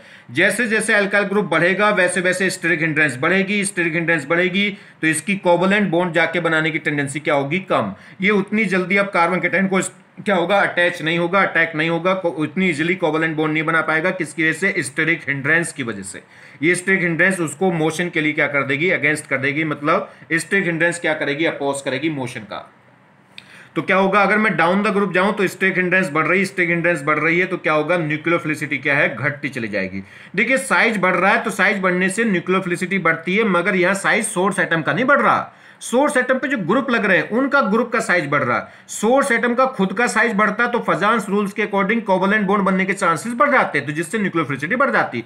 मगर सोर्स एटम तो सेम है, उस सोर्स एटम पर लगने वाले जो एटम है वो तो क्या करेंगे, वो तो स्टेरिक हिंड्रेंस भीड़ बढ़ाएंगे, वो तो और कुछ क्या काम करेंगे, भीड़ बढ़ाएंगे। इसे +I- तो चाहिए नहीं न्यूक्लियोफाइल को, तो ये क्या करेंगे, जैसे जैसे इस पे सोर्स एटम पे लगने वाला ग्रुप का साइज बढ़ता जाएगा तो स्टेरिक हिंड्रेंस बढ़ेगी, स्टेरिक हिंड्रेंस बढ़ेगी तो न्यूक्लियोफिलिसिटी घटती जाएगी। मगर थोड़ी देर के लिए बेसिक की बात करूं तो बेसिक में ये क्या काम करेंगे, +I का, तो ये क्या होगा, ये इसका +I, इससे ज्यादा +I इसका क्योंकि इसमें ज्यादा कार्बन हो गए, इससे ज्यादा +I इसका क्योंकि फ्री वैलेंट कार्बन पे देखिए, फ्री वैलेंट कार्बन पे इस पे 3 कार्बन लगे, इसके फ्री वैलेंट कार्बन पे 2 कार्बन है, इसके फ्री वैलेंट कार्बन पे 1 कार्बन है। जितने ज्यादा कार्बन होते जाएंगे फ्री वैलेंट कार्बन पे उतना +I बढ़ेगा, और +I बढ़ेगा तो इस पे इलेक्ट्रॉन डेंसिटी के चांसेस बढ़ेंगे तो बेसिक स्ट्रेंथ बढ़ जाएगी। तो डाउन द ग्रुप जाने से +I बढ़ेगा तो बेसिक स्ट्रेंथ बढ़ेगी मगर न्यूक्लियोफिलिसिटी घटेगी। तो समझ रहे हैं, साइज सोर्स एटम का बढ़ रहा है तो न्यूक्लियोफिलिसिटी बढ़ती है, मगर साइज सोर्स एटम पे लगने वाले जो ग्रुप है उसका साइज बढ़ रहा है तो न्यूक्लियोफिलिसिटी घटेगी। चलिए, if atom which are the behaving as a nucleophile are same and their size is almost same then nucleophilicity will follow the same trend on the basic strength। ये कह रहा है, ये बात मैं आपको पहले भी बता चुका हूं, वो कह रहा है अगर डोनर एटम क्या है, डोनर एटम सेम हो और उन पर लगने वाले जो एटम है वो भी सेम हो तो फिर न्यूक्लियोफिलिसिटी और बेसिक का जो ऑर्डर है वो बिल्कुल सेम होता है। जैसे बेसिक स्ट्रेंथ वेरी करेगी वैसे ही न्यूक्लियोफिलिसिटी भी क्या करती है, वेरी करती है। ये बात तो मैं आपको पहले लेक्चर में बता चुका हूं। कब है मगर वो कंडीशन, जब सोर्स एटम सेम हो और उन पर लगने वाले ग्रुप का साइज ऑलमोस्ट क्या हो, सेम हो। जैसे अरेंज द फॉलोइंग न्यूक्लियोफिलिसिटी, इसमें भी सोर्स एटम O, इसमें भी O, इसमें भी O, इसमें भी O। तो इसमें जो लगने वाले ग्रुप हैं वो ऑलमोस्ट क्या है, ऑलमोस्ट सेम साइज के हैं। तो इसमें जो बेसिक ऑर्डर होगा वही न्यूक्लियोफिलिसिटी ऑर्डर होगा। अब बेसिक ऑर्डर कैसे होगा जी, इसका अगर हम बात करें इसमें बेसिक ऑर्डर की, तो इसका O तो डायरेक्ट लोन पर डायरेक्ट क्या कर सकता है, H+ को डोनेट कर सकता है। इसका लोन पर बेंजीन के साथ क्या होगा, कॉन्जुगेशन में, ये कह लो फिनाइल, इसके लिए क्या दिखाएगा, -I, -I से भी ज्यादा -M। यहां का जो O पे जो माइनस है वो इस बेंजीन के साथ कॉन्जुगेशन में जाएगा, इलेक्ट्रॉन देगा, तो बेंजीन क्या दिखाएगा, -M। और ये -M कैसा होगा, C डबल बॉन्ड C वाला। ये एसीटेट है, एसीटेट में क्या होता है, CH3 C double bond O। तो एसीटेट में जो माइनस है वो C डबल बॉन्ड O। इस एसीटेट में क्या होगा, एक ये एसीटेट होता है CH3 C double bond O। तो इस O- का जो ये O- जो है ये C डबल बॉन्ड O के साथ कॉन्जुगेशन में होगा, या कह सकते हैं C डबल बॉन्ड O क्या दिखाएगा, -I दिखाएगा, वो -M दिखाएगा, और -M दिखाएगा तो बेसिक स्ट्रेंथ को कम करेगा। यहां भी -M, यहां भी -M, यहां -M होगा C डबल बॉन्ड C का, यहां -M होगा C डबल बॉन्ड O का, और ये स्ट्रॉन्ग -M है। इस केस में N डबल बॉन्ड O और भी ज्यादा -M होगा। यह ऐसे देख लो, तो इससे ज्यादा बेसिक ये, इससे ज्यादा बेसिक ये सबसे ज्यादा बेसिक ये, सबसे ज्यादा बेसिक ये, क्योंकि इसमें कोई इफेक्ट नहीं, इसमें -M है, इसमें भी -M है, इसमें 2 -M है, 2 N डबल बॉन्ड O होंगे, ठीक है। तो इसमें क्या है, ज्यादा -M होगा, तो जितना ज्यादा माइनस उतनी बेसिक स्ट्रेंथ कम, तो सबसे कम बेसिक ये, उससे ज्यादा बेसिक ये, उससे ज्यादा बेसिक ये, उससे ज्यादा बेसिक ये। इसमें भी एक -M है, इसमें भी एक -M है, मगर इसका जो -M है वो स्ट्रॉन्ग है, वो C डबल बॉन्ड O वाला है, और यहाँ C डबल बॉन्ड C वाला है। तो बेसिक स्ट्रेंथ ऑर्डर क्या होगा, इससे ज्यादा ये, इससे ज्यादा ये, इससे ज्यादा, सबसे ज्यादा बेसिक ये, तो न्यूक्लियोफिलिसिटी ऑर्डर भी यही होगा। या एक और तरीका है बेसिक स्ट्रेंथ को कंपेयर करने का, इनका कॉन्जुगेट एसिड बना लो। आप इनका कॉन्जुगेट एसिड बनाओ तो H कॉन्जुगेट एसिड कैसा होगा, इनका H+ जोड़ दो, तो एटम क्या है, जिनमें सोर्स एटम सेम है, तो इनका आप क्या करिए, कॉन्जुगेट एसिड बना लो। इन पे H+ आप क्या कर लीजिए, अटैक कर लीजिए। H+ इस पे जोड़ूंगा तो ये हो जाएगा H2, इस पे H जोड़ूंगा तो एरोमेटिक एल्कोहल मतलब फिनॉल, इस पे H जोड़ दूंगा तो कार्बोक्सिलिक एसिड, और इस पे H जोड़ दूंगा तो नाइट्रिक एसिड। अब इनमें एसिडिक स्ट्रेंथ देखो, तो नाइट्रिक एसिड सबसे स्ट्रॉन्ग एसिड होगा, क्योंकि ये इनऑर्गेनिक एसिड है, बाकी सब ऑर्गेनिक एसिड है। इनऑर्गेनिक एसिड हमेशा ज्यादा स्ट्रॉन्ग एसिड होते हैं किससे, ऑर्गेनिक एसिड से, तो ये स्ट्रॉन्ग एसिड हुआ पहली बात। तो नाइट्रिक एसिड स्ट्रॉन्ग एसिड हो गया। बात करें इनमें, तो अगर बात करूं तो कार्बोक्सिलिक एसिड स्ट्रॉन्ग एसिड होते हैं किससे, एरोमेटिक एल्कोहल से या फिनॉल से, कई बार मैं आपको बता चुका हूं। और एरोमेटिक एल्कोहल ज्यादा एसिडिक होंगे किससे, एल्कोहल से या वाटर से। तो ये एसिडिक ऑर्डर क्या हो गया, एसिडिक ऑर्डर ये है, तो कॉन्जुगेट बेस का ऑर्डर क्या होगा, इसका उल्टा। जो स्ट्रॉन्ग एसिड होता है उसका कॉन्जुगेट बेस क्या होता है, वीक। या कह लो ये जिसका अगर कॉन्जुगेट एसिड क्या है, स्ट्रॉन्ग एसिड है, तो ये खुद बेस कैसा होगा, वीक होगा। तो आप चाहे कॉन्जुगेट एसिड बना के एसिडिक ऑर्डर लिख लो, उससे आप बेसिक ऑर्डर लिख सकते हैं। तो बेसिक ऑर्डर क्या हो गया, ये बेसिक ऑर्डर हो गया। तो जो बेसिक ऑर्डर होगा वही न्यूक्लियोफिलिसिटी ऑर्डर हो जाएगा, कब, जब सोर्स एटम सेम हो और उन पर लगने वाले ऑल एटम ऑल ग्रुप का भी साइज ऑलमोस्ट सेम हो। जैसे इनमें बेसिक ऑर्डर लिखना है, तो इस पे सोर्स एटम सेम मगर लगने वाले ग्रुपों का साइज सेम नहीं है, तो इसमें जिसमें जब साइज डिफरेंट है तो क्या होगा, बेसिक स्ट्रेंथ में तो हम क्या चेक कर लेंगे, इलेक्ट्रॉनिक इफेक्ट। इसका प्लस आई ज्यादा है, इसका प्लस आई कम, जिसमें प्लस आई ज्यादा उसकी बेसिक स्ट्रेंथ भी क्या हो जाएगी, ज्यादा, क्योंकि प्लस वाले बेसिक स्ट्रेंथ को बढ़ाएंगे। तो ये मोर बेसिक हो गया, ये लेस बेसिक हो गया, ठीक है। रीजन क्या हो गया, मोर प्लस आई पावर। अब बात करें इनमें न्यूक्लियोफिलिसिटी की, तो न्यूक्लियोफिलिसिटी सोर्स एटम सेम है मगर इन पर लगने वाले जो ग्रुप है उनका साइज डिफरेंट है, तो आपके न्यूक्लियोफिलिसिटी ऑर्डर और बेसिक ऑर्डर सेम नहीं होगा। तो अब इसमें क्या देख लेंगे, जब साइज सेम नहीं है तो स्टेरिक हिंड्रेंस, और स्टेरिक हिंड्रेंस क्या करेगी, न्यूक्लियोफिलिसिटी में स्टेरिक हिंड्रेंस मेन फैक्टर होता है, बेसिसिटी में स्टेरिक हिंड्रेंस का कोई ऐसा फैक्टर नहीं होता, क्योंकि H+ बेसिक स्ट्रेंथ का मतलब है H+ के आके जुड़ना, और H+ से मतलब प्रोटॉन, और प्रोटॉन एक टीनी पार्टिकल होता है, उस पर स्टेरिक हिंड्रेंस वाला कोई फैक्टर आता नहीं। मगर इसमें क्या है, बेस न्यूक्लियोफिलिसिटी में इसको कार्बन कैटायन पे जाके जुड़ना है, तो यहाँ पे स्टेरिक हिंड्रेंस वाला फैक्टर आएगा। और इसमें क्या हो गया, स्टेरिक हिंड्रेंस ज्यादा है, साइज जितना बड़ा होगा किसकी, जो साइड वाले एटम है, जो उस पे सोर्स एटम पे लगने वाले जो ग्रुप है उसका साइज जितना बढ़ेगा वैसे वैसे स्टेरिक हिंड्रेंस बढ़ती जाएगी, स्टेरिक हिंड्रेंस बढ़ेगी तो न्यूक्लियोफिलिसिटी घटेगी। तो इसमें मोर न्यूक्लियोफाइल कौन हो जाएगा, ये, और मोर बेस था तो ये बेसिक स्ट्रेंथ ये थी और न्यूक्लियोफिलिसिटी ऑर्डर ये थी। तो यहाँ पे न्यूक्लियोफिलिसिटी ऑर्डर और बेसिक ऑर्डर डिफरेंट हो गया था, क्योंकि साइज क्या था, सेम नहीं था। सोर्स एटम तो सेम था मगर उस पर लगने वाले एटमों का साइज सेम नहीं था। तो रीजन क्या हो गया, स्मॉल साइज। जहां साइज स्मॉल होगा वहां स्टेरिक हिंड्रेंस कम होगी, तो वहां पे न्यूक्लियोफिलिसिटी ज्यादा हो जाएगी। जैसे यहां देखिए, यहां भी सोर्स एटम n, यहां भी n। बात करें अगर हम इसमें न्यूक्लियो बेसिक स्ट्रेंथ की बात करूंगा तो इसका बेसिक स्ट्रेंथ ज्यादा होगा, क्योंकि ज्यादा प्लस आई है तो उतना ज्यादा बेसिक। इसका बेसिक स्ट्रेंथ कम। न्यूक्लियोफिलिसिटी की बात करूंगा तो इसकी न्यूक्लियोफिलिसिटी ज्यादा हो जाएगी, क्योंकि इसमें ग्रुप बड़े हैं, बड़ा साइज है, तो इसमें स्ट्रेक हिंड्रेंस ज्यादा होगी, और जिसमें स्ट्रेक हिंड्रेंस बढ़ जाएगी उसमें क्या होगा, न्यूक्लियोफिलिसिटी घट जाएगी, इसलिए न्यूक्लियोफिलिसिटी इसकी ज्यादा। यहां देख लीजिए, इसमें अगर मैं बात करूंगा तो इसकी न्यूक्लियोफिलिसिटी और इसकी न्यूक्लियोफिलिसिटी, ये तो क्या है, आपस में साइकिल से बंधे हुए हैं, तो ये ग्रुप आपस में फैल नहीं सकते, मगर इसमें ये जो ग्रुप हैं ये खुले हुए हैं, एक दूसरे से जुड़े हुए नहीं है, तो ये क्या कर देंगे, चार तरफा फैल जाएंगे, और फैल जाएंगे तो फ्लिपिंग दिखा देंगे, फ्लिपिंग मतलब फैल जाएंगे, और फैल जाएंगे तो स्ट्रेक हिंड्रेंस जनरेट कर देंगे, और स्ट्रेक हिंड्रेंस जनरेट कर देंगे तो न्यूक्लियोफिलिसिटी एकदम से क्या हो जाएगी, लो। तो किस केस में, साइक्लिक कंपाउंड में न्यूक्लियोफिलिसिटी ज्यादा हो जाती है एज कंपेरिजन टू ओपन, क्योंकि ओपन में फ्लिपिंग हो जाएगी जिससे स्ट्रेक हिंड्रेंस बढ़ जाएगी। ये कह रहा है which of the following reaction will take place at more rate, explain with the proper reason. ये कह रहा है कौन सी रिएक्शन इसमें क्या होगी, ये दो रिएक्शन है, बताना है कौन सी फास्ट रेट से रिएक्शन करेगी। तो जितनी ज्यादा न्यूक्लियोफिलिसिटी होगी उतनी रिएक्शन क्या होगी, फास्ट रेट से क्या करेगी, मूव करेगी। अब डीएमएफओ क्या है, एक एप्रोटिक सॉल्वेंट है, एप्रोटिक सॉल्वेंट है, तो इसमें क्या होगा, एप्रोटिक सॉल्वेंट में जिसका साइज छोटा होता है उसकी न्यूक्लियोफिलिसिटी ज्यादा होती है, क्योंकि स्मॉल साइज वाले पे चार्ज डेंसिटी ज्यादा होगी, तो उसको एप्रोटिक सॉल्वेंट ज्यादा रिपेल करके न्यूक्लियोफिलिसिटी बढ़ा देते हैं। तो न्यूक्लियोफिलिसिटी एफ की ज्यादा है कि आई माइनस की। लिविंग ग्रुप का तो पता नहीं, जो भी लिविंग ग्रुप है वो कॉमन है, तो इसमें क्या होगा, लिविंग ग्रुप तो सेम है मगर अटैकिंग न्यूक्लियोफाइल डिफरेंट है, तो स्ट्रॉन्ग न्यूक्लियोफिलिसिटी किसकी है, एफ माइनस की।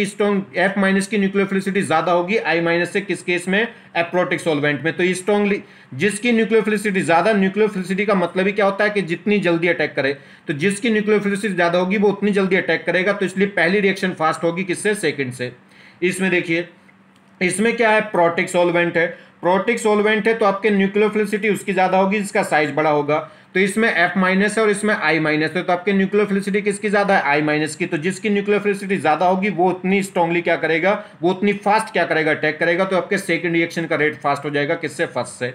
यहां देखिए आपके इसमें वाटर है और इसमें डीएमएफओ है, तो इस केस में वाटर तो इसकी क्या करेगा, वाटर तो इसकी सॉल्युबिलिटी, वाटर ने, ये वाटर क्या है, प्रोटिक सॉल्वेंट है, प्रोटिक सॉल्वेंट है तो इसकी न्यूक्लियोफिलिसिटी घटा दी होगी, और डीएमएफ ने क्या कर दी होगी, इसकी न्यूक्लियोफिलिसिटी बढ़ा दी होगी, तो इस केस में न्यूक्लियोफिलिसिटी बढ़ गई होगी और प्रोटिक सॉल्वेंट ने घटा दी होगी, तो इसमें न्यूक्लियोफिलिसिटी ज्यादा है, तो इस केस में रेट क्या हो जाएगा, फास्ट, तो इसलिए क्या होगा, सेकंड रिएक्शन फास्ट होगी, किससे, फर्स्ट से। देखिए न्यूक्लियोफाइल सेम है मगर सॉल्वेंट अलग है, तो प्रोटिक सॉल्वेंट तो न्यूक्लियोफिलिसिटी को कम कर देते हैं और एप्रोटिक सॉल्वेंट बढ़ा देते हैं, तो इसकी न्यूक्लियोफिलिसिटी बढ़ गई होगी, तो इसमें रेट भी क्या हो गया होगा, फास्ट। नेक्स्ट देखिए, लिविंग नेचर या कह सकते हैं लिविंग टेंडेंसी ऑफ एनायन। कोई भी एनायन निकल के भागेगा तो मतलब अपने इलेक्ट्रॉन लेके भागेगा, इलेक्ट्रॉन लेके भागना मतलब बेसिक का उल्टा, जो इलेक्ट्रॉन को डोनेट करे वो बेस और जो लेके भागे वो लेस बेस। तो देखिए लिविंग ग्रुप नेचर क्या होगी, जब भी कोई इलेक्ट्रॉन लेके भागेगा मतलब एनायन भागेगा नेगेटिव, अब वो जितना ज्यादा स्टेबल एनायन होगा उतना क्या होगा, बेटर लिविंग ग्रुप। देखिए लिविंग ग्रुप मतलब इलेक्ट्रॉन लेके भागे मतलब एनायन बने, तो एनायन जितना ज्यादा स्टेबल बनेगा उतनी जल्दी बन जाएगा, उतना वो बेटर लिविंग ग्रुप होगा, या कह लो जितना वीक बेस होगा उतना बेटर लिविंग ग्रुप, क्योंकि बेसिक नेचर होती है इलेक्ट्रॉनों को डोनेट करने की, और लिविंग ग्रुप क्या कर रहा है, इलेक्ट्रॉन लेके भाग रहा है, इसका मतलब बेसिक का उल्टा। तो लिविंग ग्रुप नेचर डायरेक्टली प्रश्न होगी, स्टेबिलिटी ऑफ लिविंग ग्रुप, यह कह सकते हैं जो एनायन बना है उसकी स्टेबिलिटी, जितना ज्यादा स्टेबल एनायन होगा या जितना स्टेबल लिविंग ग्रुप होगा उतना क्या होगा, लिविंग ग्रुप नेचर ज्यादा होगी, या इनवर्सली प्रोपोर्शनल होगा बेसिक लिविंग ग्रुप नेचर किसकी, बेसिक स्ट्रेंथ जितनी कम उतना लिविंग ग्रुप नेचर ज्यादा। देखिए जैसे यहां कंपेयर करो, इसमें अगर वो क्वेश्चन पूछ रहा है कि इसमें C माइनस और F माइनस, तो इसमें बेटर लिविंग ग्रुप कौन होगा, तो इनकी स्टेबिलिटी चेक कर लो, एक तरीका तो है स्टेबिलिटी का, तो C माइनस ज्यादा स्टेबल है कि F माइनस, तो C और F पीरियड के एलिमेंट है, तो डोमिनेट फैक्टर होगा इलेक्ट्रोनेगेटिविटी, जिसकी इलेक्ट्रोनेगेटिविटी जितनी ज्यादा होगी उसकी नेगेटिव चार्ज को होल्ड करने की टेंडेंसी ज्यादा होती है, तो F माइनस ज्यादा इलेक्ट्रोनेगेटिव है C माइनस से, तो इसलिए F माइनस ज्यादा स्टेबल, और F माइनस जितना ज्यादा स्टेबल है तो उतना ही क्या होगा, बेटर लिविंग ग्रुप, तो F minus better living group होगा CH3 माइनस से। या उल्टा देख लो बेसिक स्ट्रेंथ वाला, अगर हम बात करें तो बेसिक नेचर किसकी ज्यादा होगी, कौन जल्दी इलेक्ट्रॉन डोनेट करेगा, तो C माइनस जल्दी इलेक्ट्रॉन डोनेट करेगा कि F माइनस, तो जिसकी इलेक्ट्रोनेगेटिविटी कम होती है वो जल्दी इलेक्ट्रॉन डोनेट करता है, तो ये मोर बेसिक है, तो जो मोर बेसिक होगा वही क्या होगा, वीक लिविंग ग्रुप, तो इसलिए CH3 minus weak leaving group होगा, F माइनस क्या होगा, स्ट्रॉन्ग लिविंग ग्रुप। तो या तो स्टेबिलिटी से देख लो या बेसिक, जो स्टेबिलिटी ऑर्डर है वही लिविंग ग्रुप ऑर्डर होगा, और जो बेसिक स्ट्रेंथ ऑर्डर है उसका उल्टा, तो strong base are poor leaving group, ठीक है। तो क्या रिजल्ट निकल के आया, strong base are poor leaving group whereas weak base are good leaving group. तो जो क्या होगा, जो वीक बेस होगा वो बेटर लिविंग ग्रुप होगा और जो स्ट्रॉन्ग बेस होगा वो क्या होगा, वीक लिविंग ग्रुप होगा। तो ध्यान देना है कि इस जितना स्टेबल एनायन उतना बेटर लिविंग ग्रुप, या उल्टा कहो जितना वीक बेस उतना बेटर लिविंग ग्रुप। देखिए arrange the following in order of leaving group nature. तो लिविंग ग्रुप ये एसीटेट आयन है CH3CO-, ये कोई ये क्या हो गया एलोक्साइड आयंस, ये NH2 आयंस और ये X-। हम क्या करें, इनकी स्टेबिलिटी ऑर्डर देख लें, या तो एनायन की स्टेबिलिटी चेक कर लो। यहाँ स्टेबिलिटी से अच्छा होगा बेसिक स्ट्रेंथ चेक करना, क्योंकि यहाँ नॉर्मल सिंपल एटम नहीं है। तो हम क्या करें, बेसिसिटी चेक कर लें। तो बेसिसिटी चेक कैसे होगी, पहले बेसिसिटी भी चेक करना उतना आसान नहीं है, तो कॉन्जुगेट एसिड बना लो। तो इसका कॉन्जुगेट हो जाएगा, ये हो जाएगा कार्बोक्सिलिक एसिड, ये हो जाएगा अल्कोहल, इस पे H जोड़ूंगा तो ये हो जाएगा अमोनिया और इस पे H जोड़ूंगा तो अल्का हैलाइड। अब इनमें एसिडिक, ये क्या होगा, इनके कॉन्जुगेट एसिड बना लिए। अब एसिडिक ऑर्डर स्ट्रेंथ लिखिए, तो HX क्या होगा, इनऑर्गेनिक एसिड, बाकी सब क्या होंगे, ऑर्गेनिक। तो इनऑर्गेनिक क्या होगा, ये स्ट्रॉन्ग एसिड होगा, तो HX क्या हो जाएगा, सबसे स्ट्रॉन्ग एसिड, क्योंकि वो इनऑर्गेनिक है। बात करें इनकी, तो यहाँ पे भी O से जुड़ने वाला H है, ये क्या है, कार्बोक्सिलिक एसिड है, और ये क्या हो गया, अल्कोहल। कार्बोक्सिलिक एसिड हमेशा स्ट्रॉन्ग एसिड होते हैं अल्कोहल से, तो कार्बोक्सिलिक एसिड पहले आ जाएगा, बाद में अल्कोहल। और O से जुड़ने वाला H ज्यादा एसिडिक होता है N से जुड़ने वाले से, रीजन है इलेक्ट्रोनेगेटिविटी। O की इलेक्ट्रोनेगेटिविटी ज्यादा होती है N से, तो इसके पास जो जुड़ने वाला H होगा वो स्ट्रॉन्ग एसिड होगा। तो ये कॉन्जुगेट एसिड का ऑर्डर आ गया। जो कॉन्जुगेट एसिड का ऑर्डर होगा उसका कॉन्जुगेट बेस की स्ट्रेंथ क्या हो जाएगी, उल्टी। अगर ये स्ट्रॉन्ग एसिड है तो इसका जो बेस था वो क्या होगा, वीक बेस होगा, और जो वीक बेस होगा वही क्या होगा, बेटर लिविंग ग्रुप। तो कुल मिला के क्या करेंगे, इनके कॉन्जुगेट एसिड बना लो, और कॉन्जुगेट एसिड का जो ऑर्डर है वही क्या होगा, बेटर लिविंग ग्रुप ऑर्डर होगा। क्यों, अगर ये स्ट्रॉन्ग एसिड है तो ये क्या होगा, वीक बेस, और वीक बेस होगा तो बेटर लिविंग ग्रुप। तो जो एसिडिक स्ट्रेंथ ऑर्डर होती है, कॉन्जुगेट एसिड बनाओ, कॉन्जुगेट एसिड का जो एसिडिक स्ट्रेंथ ऑर्डर है वही क्या होगा, उसके कोरस्पॉन्डिंग ही क्या होगी, लिविंग ग्रुप नेचर टेंडेंसी होगी। तो जो कॉन्जुगेट एसिड स्ट्रॉन्ग एसिड है वही क्या होगा, वीक, वो क्या होगा, स्ट्रॉन्ग लिविंग ग्रुप। क्लियर।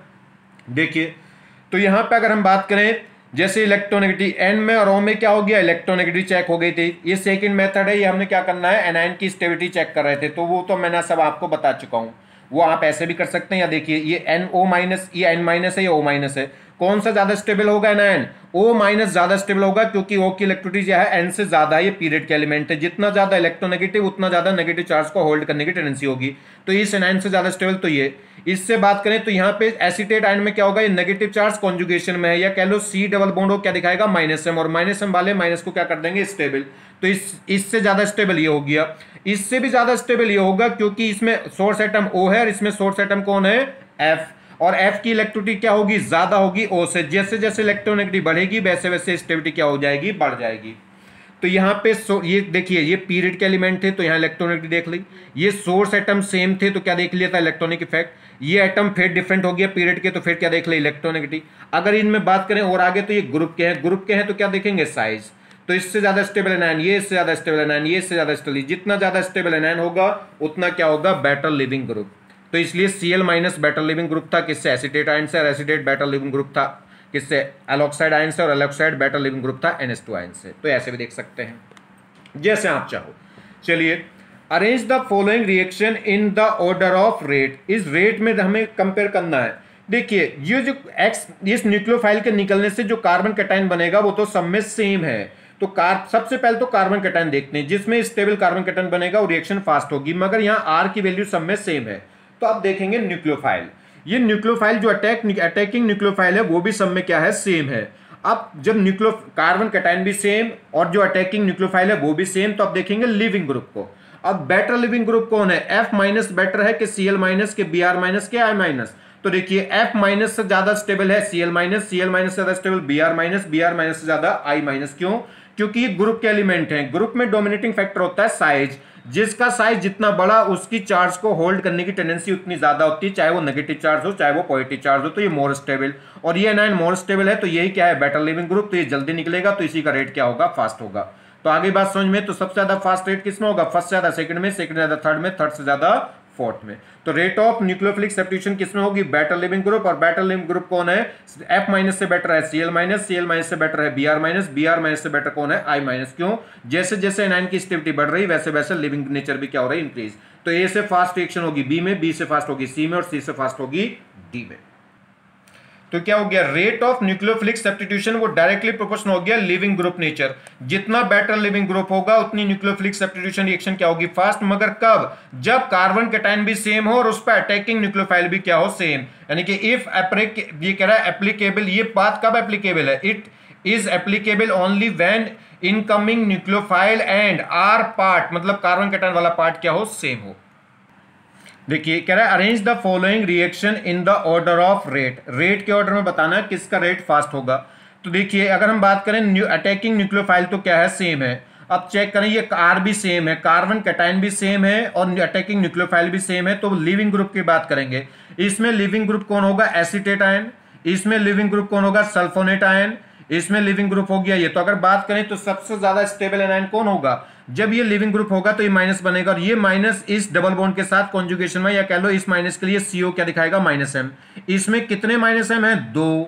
इसमें कितने -M है? 2। इसमें एक -M था, इसके लिए जब ये O माइनस बनेगा तो इस पे 2 -M है जो इसको स्टेबल करेंगे। इसमें भी 2 -M है, यहाँ एक -M, यहाँ 2 -M, यहाँ 2 -M, तो ज्यादा स्टेबल तो 2 -M वाले हो गए। इन दोनों में भी कंपेयर करो तो इसमें CF3 है जो -I दिखाएगा, इसमें CH3 है जो +I दिखाएगा। +I वाले माइनस को अनस्टेबल करेंगे और माइनस वाले माइनस को क्या करेंगे? स्टेबल। तो इसमें ज्यादा स्टेबल एनायन बनेगा। तो ज्यादा स्टेबल एनायन बनेगा तो यही बेटर लिविंग ग्रुप है, यही क्या होगी? Reaction fast. तो सबसे फास्ट होगी किसमें? अगर 2 -M की बात करें तो इसमें 2 -M है, इसमें 1 -M है। तो पहले तो C और B आएंगे, बाद में आएगा A।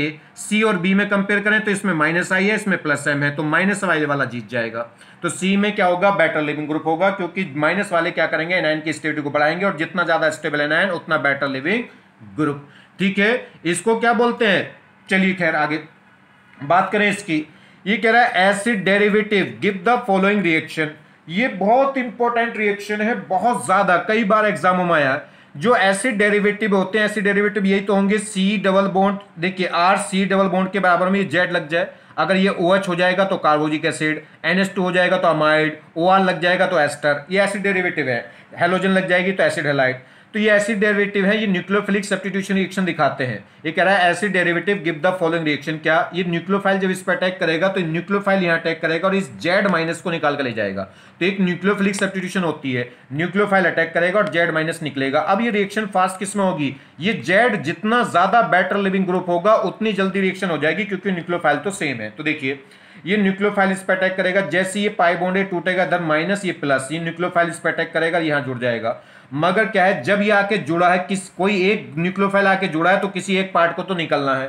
तो जैसे ही आके जुड़ जाएगा तो फिर क्या होगा? इससे एक लिविंग ग्रुप निकल कर भागेगा, जो Z माइनस निकल जाएगा। तो Z माइनस निकलेगा तो ये बन जाएगा प्लस, प्लस माइनस वापस फिर बॉन्ड बना देंगे। तो फाइनली क्या हो गया? ये Z निकल जाएगा, न्यूक्लियोफाइल आके जुड़ जाएगा। चलिए, तो अब ये Z माइनस, ये लिविंग ग्रुप जो है, ये जितना बेटर होगा उतनी रिएक्शन फास्ट होगी। तो देखिए what will be the reaction, ये कह रहा है reactivity order of acid derivative. तो ये बताना है ये जो एसिड डेरिवेटिव है इनमें से मोर रिएक्टिव कौन होगा। तो इसमें तो एसिड हैलाइड है, इसमें तो क्या निकलेगा? X माइनस, या कह लो Cl माइनस। इसमें क्या निकलेगा? O minus. इसमें भी क्या निकलेगा? O minus. इसमें निकलेगा N माइनस। N माइनस से ज्यादा स्टेबल तो होगा भैया जी O माइनस। O माइनस में भी ज्यादा स्टेबल कौन होगा? इसमें इसका जो O माइनस बनेगा वो तो रेजोनेंस में स्टेबलाइज नहीं होगा, मगर इसका जो O माइनस बनेगा वो इस डबल बॉन्ड के साथ क्या होगा? रेजोनेंस स्टेबलाइज, या कह लो C डबल बॉन्ड हो, इस O माइनस के लिए क्या दिखाएगा? -M, और माइनस वाले माइनस को स्टेबल कर देंगे। तो इससे ज्यादा स्टेबल एनायन ये, इससे ज्यादा स्टेबल एनायन ये, और इससे भी ज्यादा स्टेबल एनायन हो जाएगा हेलोजन Cl माइनस, क्योंकि इसका साइज O से क्या हो जाएगा? बड़ा। या F भी होगा तो F की भी इलेक्ट्रॉनिटी O से ज्यादा होगी, तो ये स्टेबल एनायन होगा। तो इससे स्टेबल एनायन ये, इससे स्टेबल एनायन ये, और इससे स्टेबल एनायन ये, और जितना स्टेबल एनायन उतना क्या होगा? Better living group. तो NH2 माइनस से बेटर लिविंग ग्रुप होगा OR माइनस, OR माइनस से बेटर लिविंग ग्रुप हो जाएगा ये एसीटेट आयन, और एसीटेट आयन से भी बेटर लिविंग ग्रुप हो जाएगा X माइनस। तो रिएक्टिविटी देखें तो अमाइड से ज्यादा रिएक्टिव होगा एस्टर, और एस्टर से भी ज्यादा रिएक्टिव होगा एसिड हैलाइड, और एसिड हैलाइड से भी ज्यादा रिएक्टिव हो जाएगा एसिड एनहाइड्राइड। वो क्या होगा? एसिड